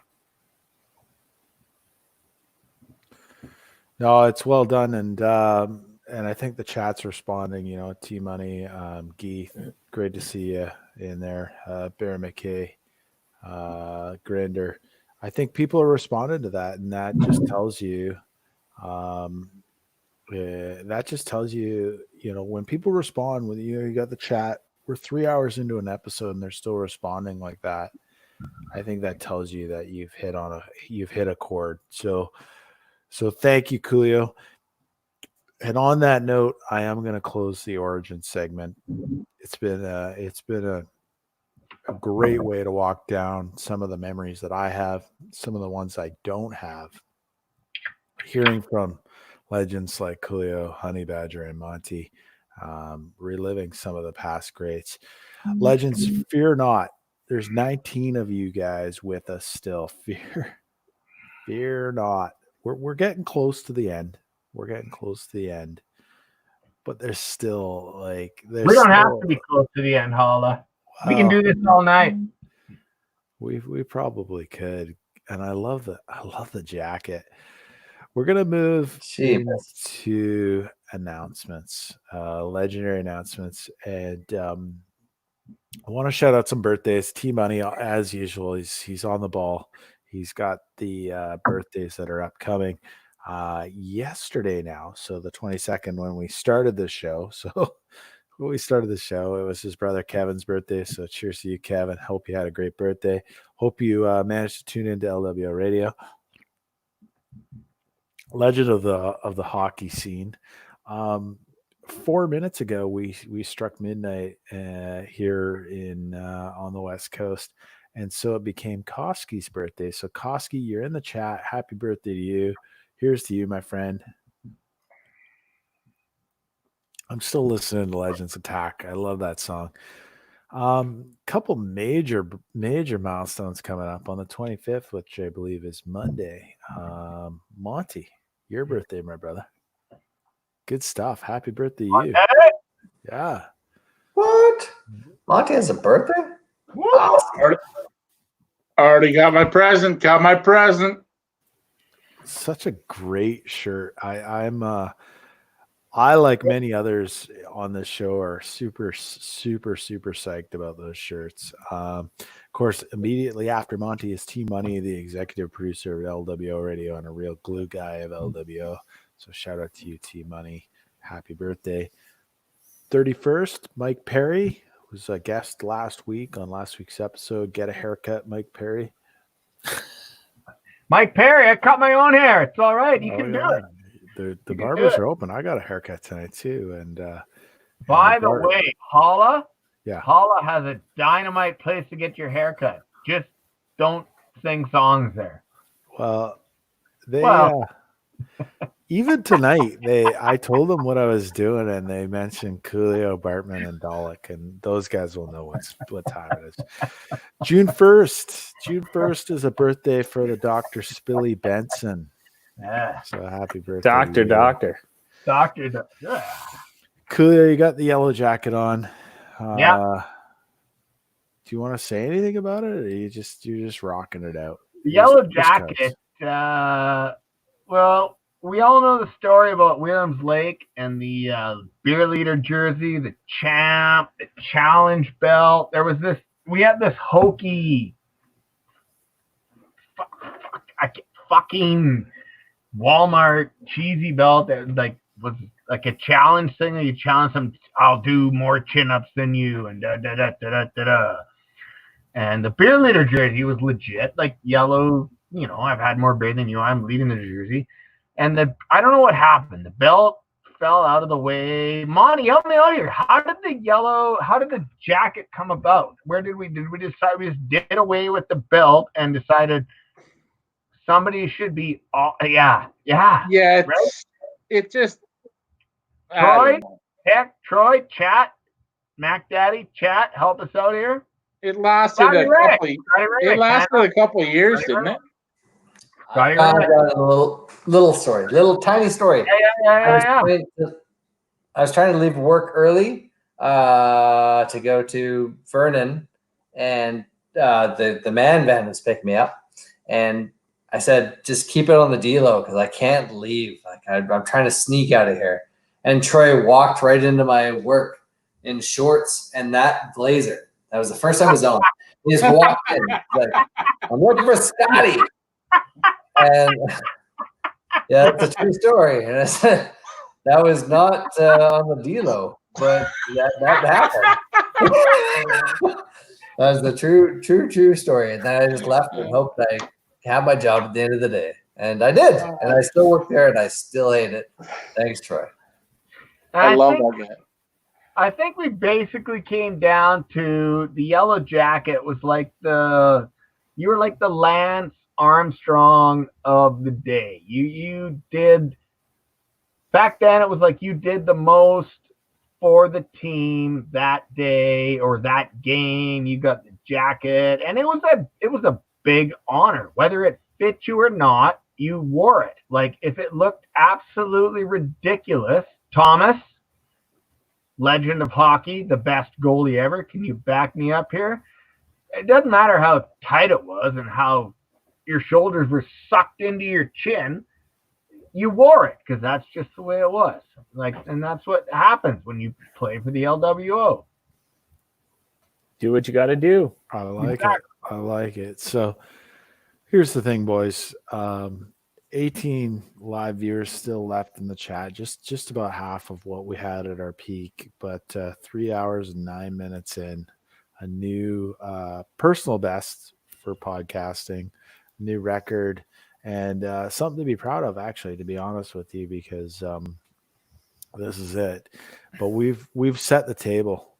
We've set the table, legends. We've set the table, and now dinner is served. Now it gets hard. And now there's a big announcement. Need the phoner app if it's getting hard. The phoner app. Yep. Listen, if the phoner app was pointed at the chat, it would be fully torqued all over the place. Here's the deal. Let's recap the epi so far. Scotty Too Hottie was literally too hot in the bathtub. Okay, he was actually too hot. I was complaining. Fact. Monty, big unveil on the merch. Big unveil on the merch. Huge. Like a massive thing. Coolio just mastered the tech to be here. Told The some fact that stories. I made it. I made it. The LWO radio shirt makes an appearance. Yeah. Huge. Huge. Nothing can. That's it. We're done. We're done. But Hang it we're up. not done because We're not done. We're not done. every single episode just gets better and better. We're peaking. Holy fuck. I'm excited for the chat. Guys, are you excited for the chat? I'm excited for the chat. Chat, like, if you're not excited, 19 guys, like, Wake up, chat. don't be a No sheesh. party. Don't be No party. Brenner who's No passed party out. tonight. Weigh in, chat, because listen, something big, something historical is about to happen. And it's very rare. Like, in the tournaments, sometimes we don't always know. We're not in that moment, or we're too in the moment, rather. And we don't always know we're about to make history. But I'm telling you, we're about to make history. So without further ado, I need to turn it over to the Honey Badger. Honey Badger, what do you got? Holla, you know what? Last year at the tournament, we had a little chat Honey before Badger, one of our games. Stop you just for a second. Absolutely. Holy shit. And go. That says it all right there. I think I can just cut right to it. Is this what's Shit. going on? Is this what's going on? It's what's Holy going on. Jesus. He's about to blow right now. Crom. Last year at the tournament, Mac made a inspirational speech, talking about guys showing up to the game, showing up on the sidelines, showing up in the gardens, just being around all the time. Are you there? Are you at the field? Are you on the sidelines? Are you in the gardens? Are you at Don Cherry's? Are you at Denny's at the end of the night having a moons over my hammy? What are you doing? No. And we talked about it, and I'd been looking a bit at something for a little while, something special. And, I chatted a little bit with Monty about it. I chatted a little bit harder with T-Roy and Mac, obviously.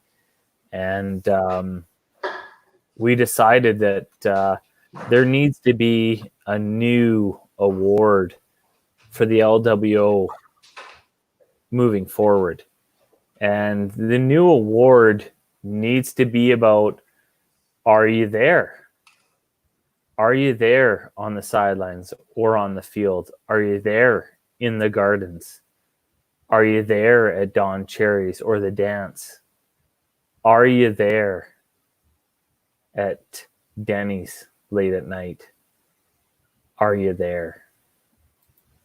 Phoner. Holy moly, he's gone.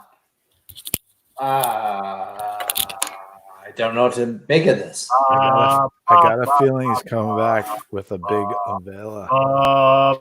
Bum, bum, bum, bum.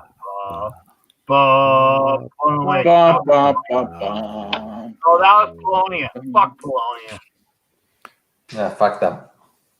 The question, Bum. LWO, Here we go. Comes. are you ready to earn it? Are you ready to Coolio's ready. take on the new LWO? Dave Walters, Leyenda del Día, legend, legend of the day, belt Yeah. of the LWO. God! You better believe it.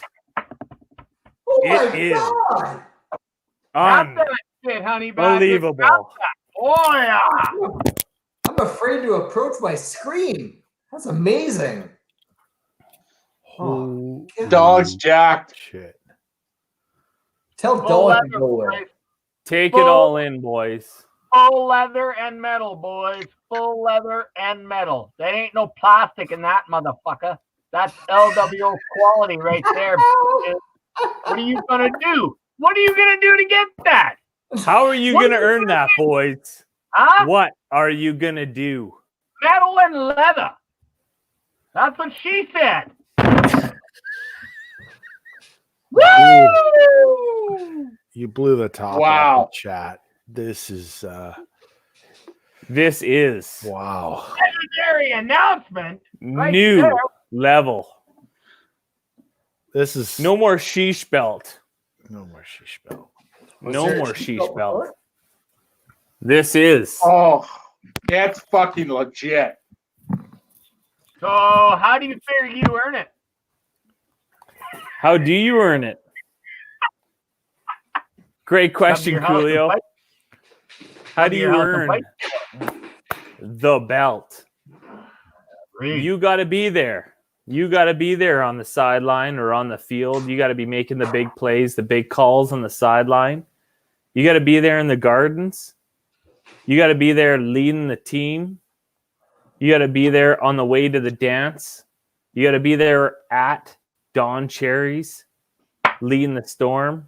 You got to be there at Denny's at the end of the night. You got to be where the LWO go. You got to earn the belt. Oh, That's what hell it yeah. is. God, I am fully torqued right now. There is no need Guard for the phoner Lampe, app. boys, right there. Gardici Lampe. Gardici Lampe. Cheers. The phoner app is blowing up right now, I'm sure. Oh yeah, there's hard-ons everywhere. Hard-ons everywhere. The phoner app just blew up. Just blew up, boys. Fuck, blew up. Unbelievable. Honey Badger. I'm counting the weeks. I'm counting the days. 51 weeks. And just So so fair those enough. of you that are wondering, it is full leather and metal. I have touched it. It's Absolutely. It's legit. I put it over my shoulder. It's pretty legendary. I'm so jealous right now, boys. I cannot wait till the next time we meet. You blew the minds of the chat, Honey Badger, with just an epic reveal. And what a way for LWO Radio to finish. So thank you. I can't wait to be in contention for that sucker, man. It is just so gorgeous.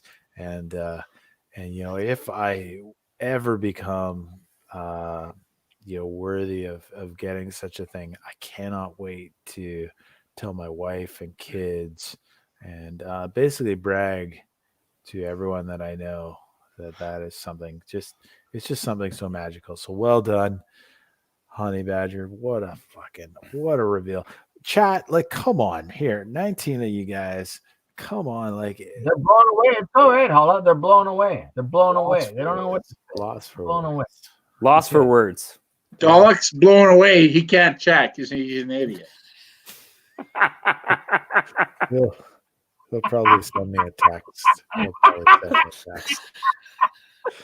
He'll stomp his foot. This is lo-fi tech. Beauty. What an epi. What an epi, boys. What an epi. We've run this one through 3 hours and 19 minutes. We're getting close to the close here. Next part of the show, as you know, is shout outs. I'm gonna roll through this one pretty quickly here. I think I'm gonna start with you, Coolio. I would like to know what your shout out. Oh, look at Dolly. I'm gonna earn the bell right now. Earn the bell. Look at You this. couldn't earn it. You couldn't earn it. He's a cuddler. We're going to We're going shout outs, Coolio. Do we start with you, or do you want me to start with someone else? No.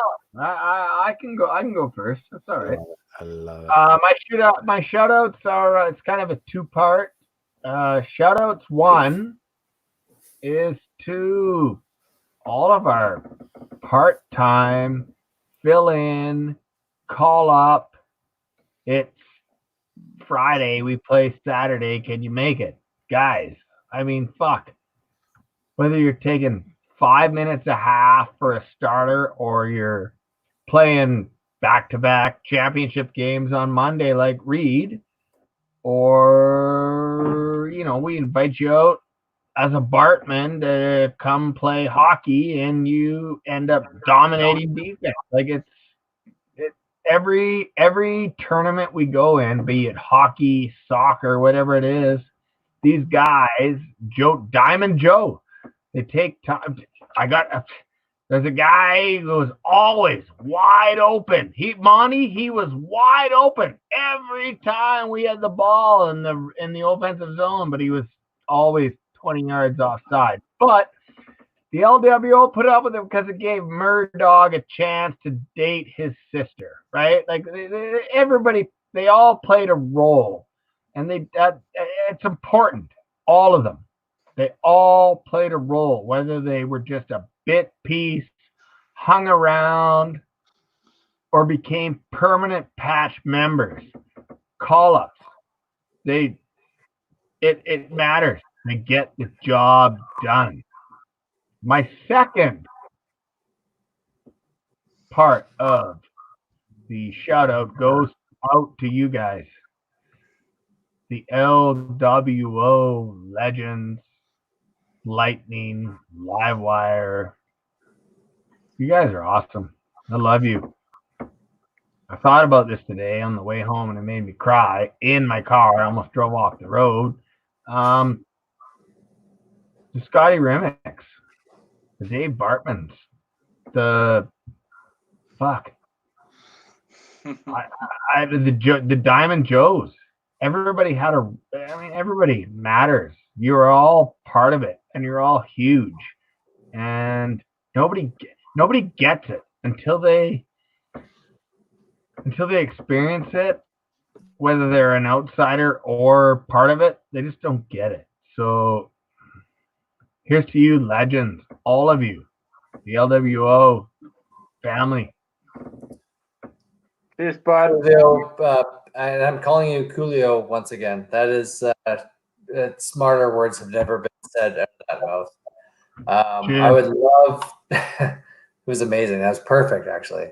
I'd love to hear from Mr. Dave Knight and the belt holder right now. Your shout out, please.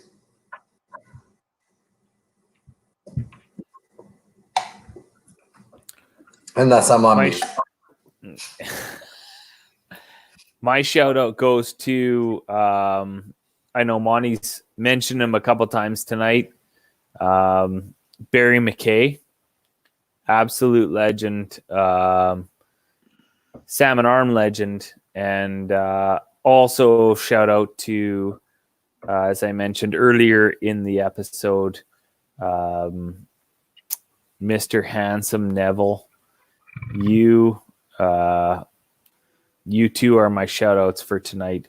Absolute legends for multiple reasons. And love you guys. Handsome fucking Neville, Dave Knight. Handsome Neville. That is a dynamite shout out right there. You know it.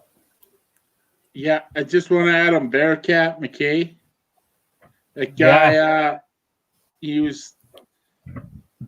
I really think he was one of the guys that really supported the young, original OG legends like me and Murr and Quill and Gammy. Barry's a great guy. I consider himself like one of my mentors in the game of soccer, understanding the game, understanding the history.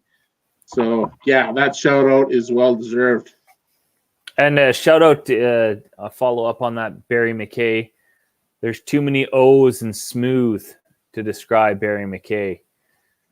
Used many times by him, but he's well deserved of it. Yeah. Oh, nice one, boys. And Barry was he was in the chat tonight. First time I think I've seen him in the chat. So well earned.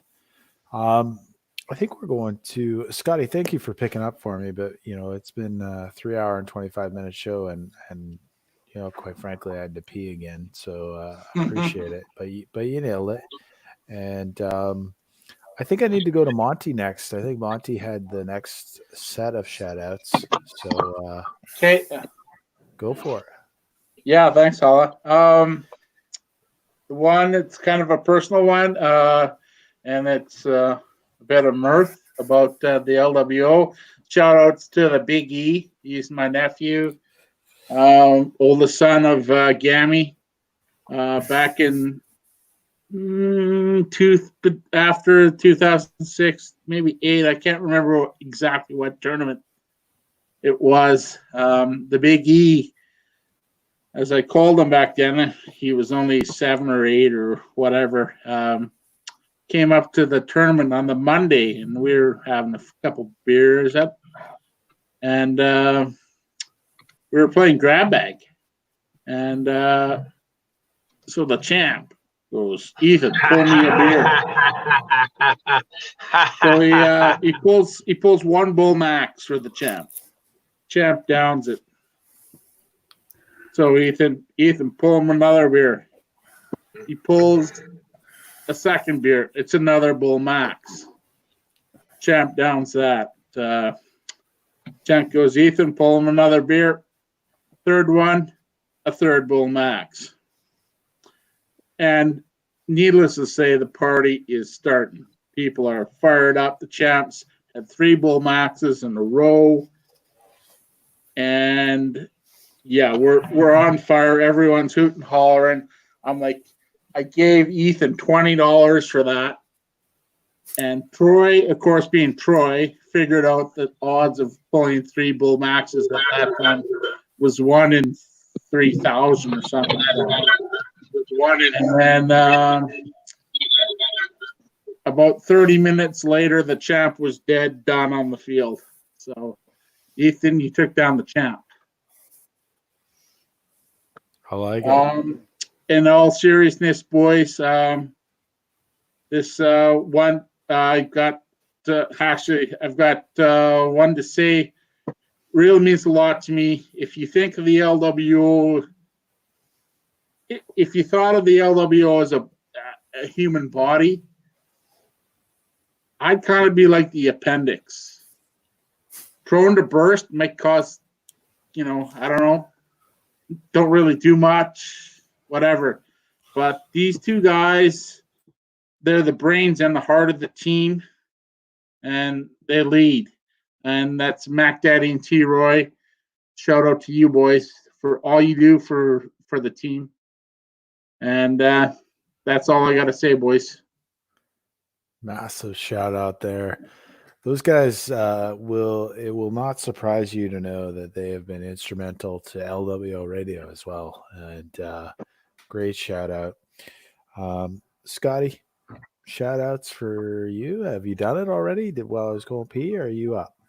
No, I'm a new shout outer. Your pee was short. I don't know how best to do this. I'm gonna shout out the entire LWO because I came in at just a point in its history, as did everyone else. Knowing Monty, knowing Coolio, knowing Dave Knight, and knowing you has been a major thing in my life. And knowing the other guys, like the Bays guys. So like Brett and Jay Haas and Matt LaBelle and Benny Stanchfield, like they were the first people I met when I moved here. I didn't know any of these people.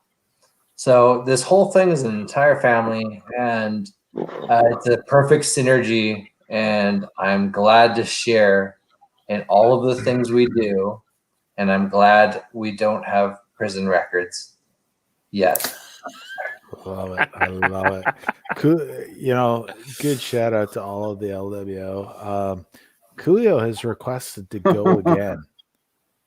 Coolio, you stand strong. What do you got for us? Yeah, Coolio? yeah. Can you hear me? 100%. Yeah. I Brett Pullis pointed out that I look drunk. 100% Pullis. That's why you're a doctor. I am drunk. I don't know if I laid it down enough. Like this is ridiculous. Like what we have created over almost, everybody do the math, almost 30 years. We keep introducing, like last year when we introduced the whole team, I was like, holy fuck, how are we going to do that? You can introduce one person a year and that can create chaos. But I think when you surround yourself with individuals who are quality individuals, they tend to bring in quality individuals. And that's why we just, every year, we don't get weaker. We get stronger. We get better. Because we don't hang out with people that suck. Somebody brings in someone that sucks, we slough them aside. It's stupid. I don't know. It's tough to explain, but it's, like I said, it's like, to me, it's normal. Somebody's hurt. What do? Well, we get in a car, we get in a boat, we get in a plane, we go help them out. We were like, oh, that's what you guys do? Like, yeah, that's what we do. For the LWO. That's just the way it is. We look out for each other. We are a different breed. And like I said, we don't take it for granted, but we start to take it for normal until you step back and go, wow, look at the energy. Look at the awesome. Look at the people hanging out with it. And I'm one of those. The best part is Monday. This Monty, Monty, you there? Monty? He's coming back. Yeah, Monty's back. Okay, so Monty, this is one of the best points. Every Monday at the end of tournament, and Poulos and Rich Stewart and Poulos are usually part of this. At the end of every May long weekend, there's at least two guys from other teams hanging out that want to become. They stick their foot in the door. They want to wedge it open to be a part of the LWO because we're still there, hanging out, having a good time. Of course, the soccer tournament people love us, and they're like, so how can we ditch our team and play for you guys? Well, first, you can't. Second, you can't. Like, it's ridiculous. It's ridiculous how awesome it is. And Monty, yeah, go ahead, Monty. Hands up. Genius. No, finish your thought. I want to add. It's like there's always a dude like, all right, can you get me a beer? Like, yeah, have 7. Go ahead. It's all good. Can I play for you? No, but have 8 beers then instead of 7. It's awesome. Yeah, because, I just think when you look,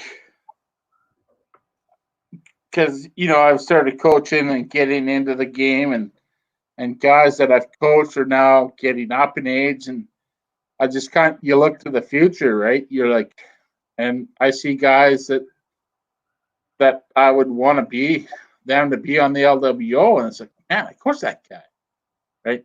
He can play in like 5-6 years. He's going to be over 35. He can play with us, right? And you know the younger guys that I really like coaching, like the Foreman boys and Salmon Arm, and that brings up Coolio's prediction, a new segment. and like Cammy Richardson and Jeremy Hunt, like some of these young guys, fucking beauty boys, man. Like, Absolutely. and that I mean, they're beer badgers now, but these are quality guys that they're, you know, I just want to give them a little bit of a shout out, probably too. So That's Coolio's new segment. That's Coolio's new segment, because there was a question about who are the legends of the future. And of course, I mean, Joe Sawada, he's a ninja. He never ages. The guy could run a mile and however fast he can run it, and he can do it from today until tomorrow, until the next day, until 10 years from now. He's been doing it for how many years? 30. But, Monty, to touch on what you said, 2 teams, you can't just keep relying on Williams Lake. You're going to have to start relying on Corvallis. yeah, there's some good boys, man. Yeah. Quality's quality. 100%. Quality's quality, boys. Yeah. All right, boys, let's wrestle this back on track here. We are in the shout out section. That's not on track? What? Is there a track? The track got left several times, but Love you, listen, Holla. we gotta get this thing Your done beauty. here, boys. We're all beauty. Hey, listen. I'm We've gonna just only been mute. on air for almost 4 hours. I know I gotta mute Coolio. Hey, Like, Coolio, Snyder, Rimek, You know it. here's the brother Holla. nah. Don't. Hey, brother Holla, brother Holla, brother Holla. Here's the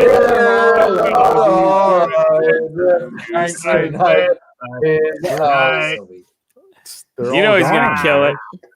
They're all gone, boys. Crushed it, Holla out a boy. All right, listen. I don't even remember where we're at. That's how much we digress. I think everybody did their shout out except me. So I have 2 shout outs. I didn't get a shout out. Scotty, you didn't do your shout out? No, left you no, in it's a charge. long fucking Brad moment. Let's do it. Mine's really quick. Hold on. Let me mute Coolio. I'm muting Coolio. I'll mute too. Scotty, hit it. Mine's really quick. I have to shout out the entire LWO. I've never been a part of anything like this. Whether you meet people that are good. Hold on. I swear to God, you've done this already. And I'm either drunk or you're either drunk. I don't know which one's which, but I swear you've already done this, Scotty. All right, let's change it up. Change it up. Just do your thing, Scotty. Just do your shout out again, whatever. But I think this has already happened. Has it happened? I'm not going to ask. Deja Coolio. vu. Who's Deja the vu. most reliable?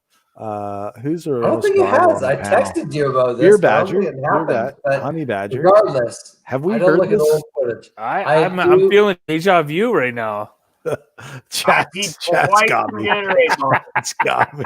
Chat's Son got of a me. bitch. Son of a bitch. You're done, All right, Scotty. let's I'm shout cutting you out off. Holla. Sorry, that's my backup plan. Holla has been.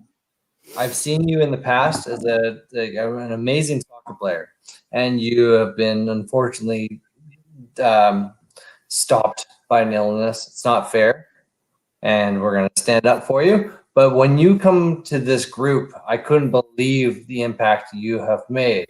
So this, to the chat, this is not the entire LWO anymore. I have switched to just Hollafriend. He is an amazing person, and who brought this whole thing together. I couldn't imagine anyone else doing this thing.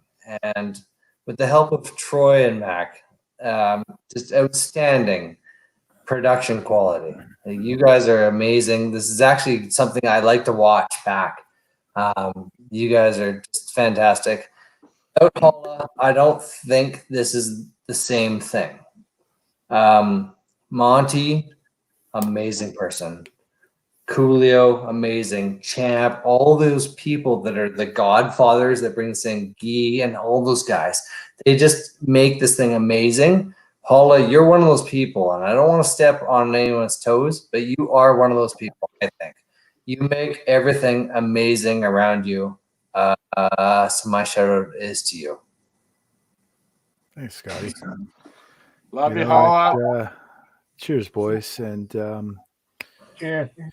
I appreciate it, boys, because, the fact of the matter is I'm not a full-fledged member of the LWO, no matter what anybody says. And one of these days I'm going to get my wings, and we're going to go from there. But I appreciate it. So thank you. I'll drink to that. Listen, here's the deal. I got a couple of shout outs. First of all, there was something that the champ said in episode 2. He said, if you're injured, you don't want to be a sheesh. You don't want to be a sheesh. You don't want to be that guy who's just a passenger. And, when we knew that Vernon wasn't happening this year, we put this thing together. And one of the things that I have a background in is podcasting. And so my shout out goes to a group of guys in the UK who have been watching these episodes, guys with a podcast called The Bird Camp Wonderland. It was one of the biggest podcasts in England. It's not a Liverpool podcast, so I'm sorry for those Liverpool fans on the panel tonight. It's an Arsenal one. I've participated. I've only A ever real been, shame. I've Real only ever shame. been a guest on that podcast and a panel member, a recurring guest. But I've never actually run the show. But Danny, the GFP, Jason Davis, who's a Welshman like yourself, Monty, and knew instantaneously whenever I mentioned Monty that you were a Welshman as well. And a guy by the name of Chris Carpenter. Big shout out to those guys, because if I didn't cut my chops with those boys, I don't think this happens. So big shout out to them. My second shout out goes to the chat. Listen, when we started this, we were always going to pre-record and then just release it. And the software that we use only ever allowed for live. So we went balls to the wall and we threw it out there on the live. And the interaction with the chat has made this immeasurably better, exponentially better. And so without all of you guys being in the chat every week, big shout out. I mean, it's basically LWO, Legends of Hockey, Legends of Soccer. But man, it's been just thoroughly enjoyable every episode. So big shout out to the chat. And so, it's a bit of my sad duty to say, like, this is it. And I'm just gonna close with a closing monologue because this is what we do. So I want to hit this here, boys, and just permit me this moment at the end of episode 6, 3 hours and 42 minutes. We're almost done. But listen, here's the deal. We've had a hell of a run here at LWO Radio. But you know what? All things must come to an end. And so after 6 amazing episodes, and tonight was no exception to that, it's time. And, I can safely say that when we started this thing, we were really just trying to put something together that could fill that void in the COVID world for a Vernon-less 2020. And we just wanted to bring the guys together. That's all we wanted to do. We're just a couple of idiots, me and Scotty, a couple of idiots with the internet, and we thought we'd make people laugh. Okay, that's it. That's all it was. But what happened in those 6 episodes, and what happened, over the last 6 weeks, it exceeded all of our wildest expectations. From the number of views, I remember talking with T Money. We regarded 40 views to be amazing. If we get 40 people to watch this thing, what a show. Our first episode's almost at 500 views. Like, think about that for a second. It's unbelievable. It's exceeded all of our wildest expectations. The live interactions, it's been amazing, and we just shouted out the chat, but also some of the stories that came out. Sit down, Pierre, champ. Who knew? We did our first ever live stuntman and live grab bag. We had stories of Coquitlam center backs shitting their pants and then showing those underpants. Tonight, we unveiled a belt, like a whole And we new award. dominated the boat race. You guys dominated the boat race. It's been unbelievable. For me personally, I've experienced an unparalleled connection to LWO and a sense of pride that comes with that.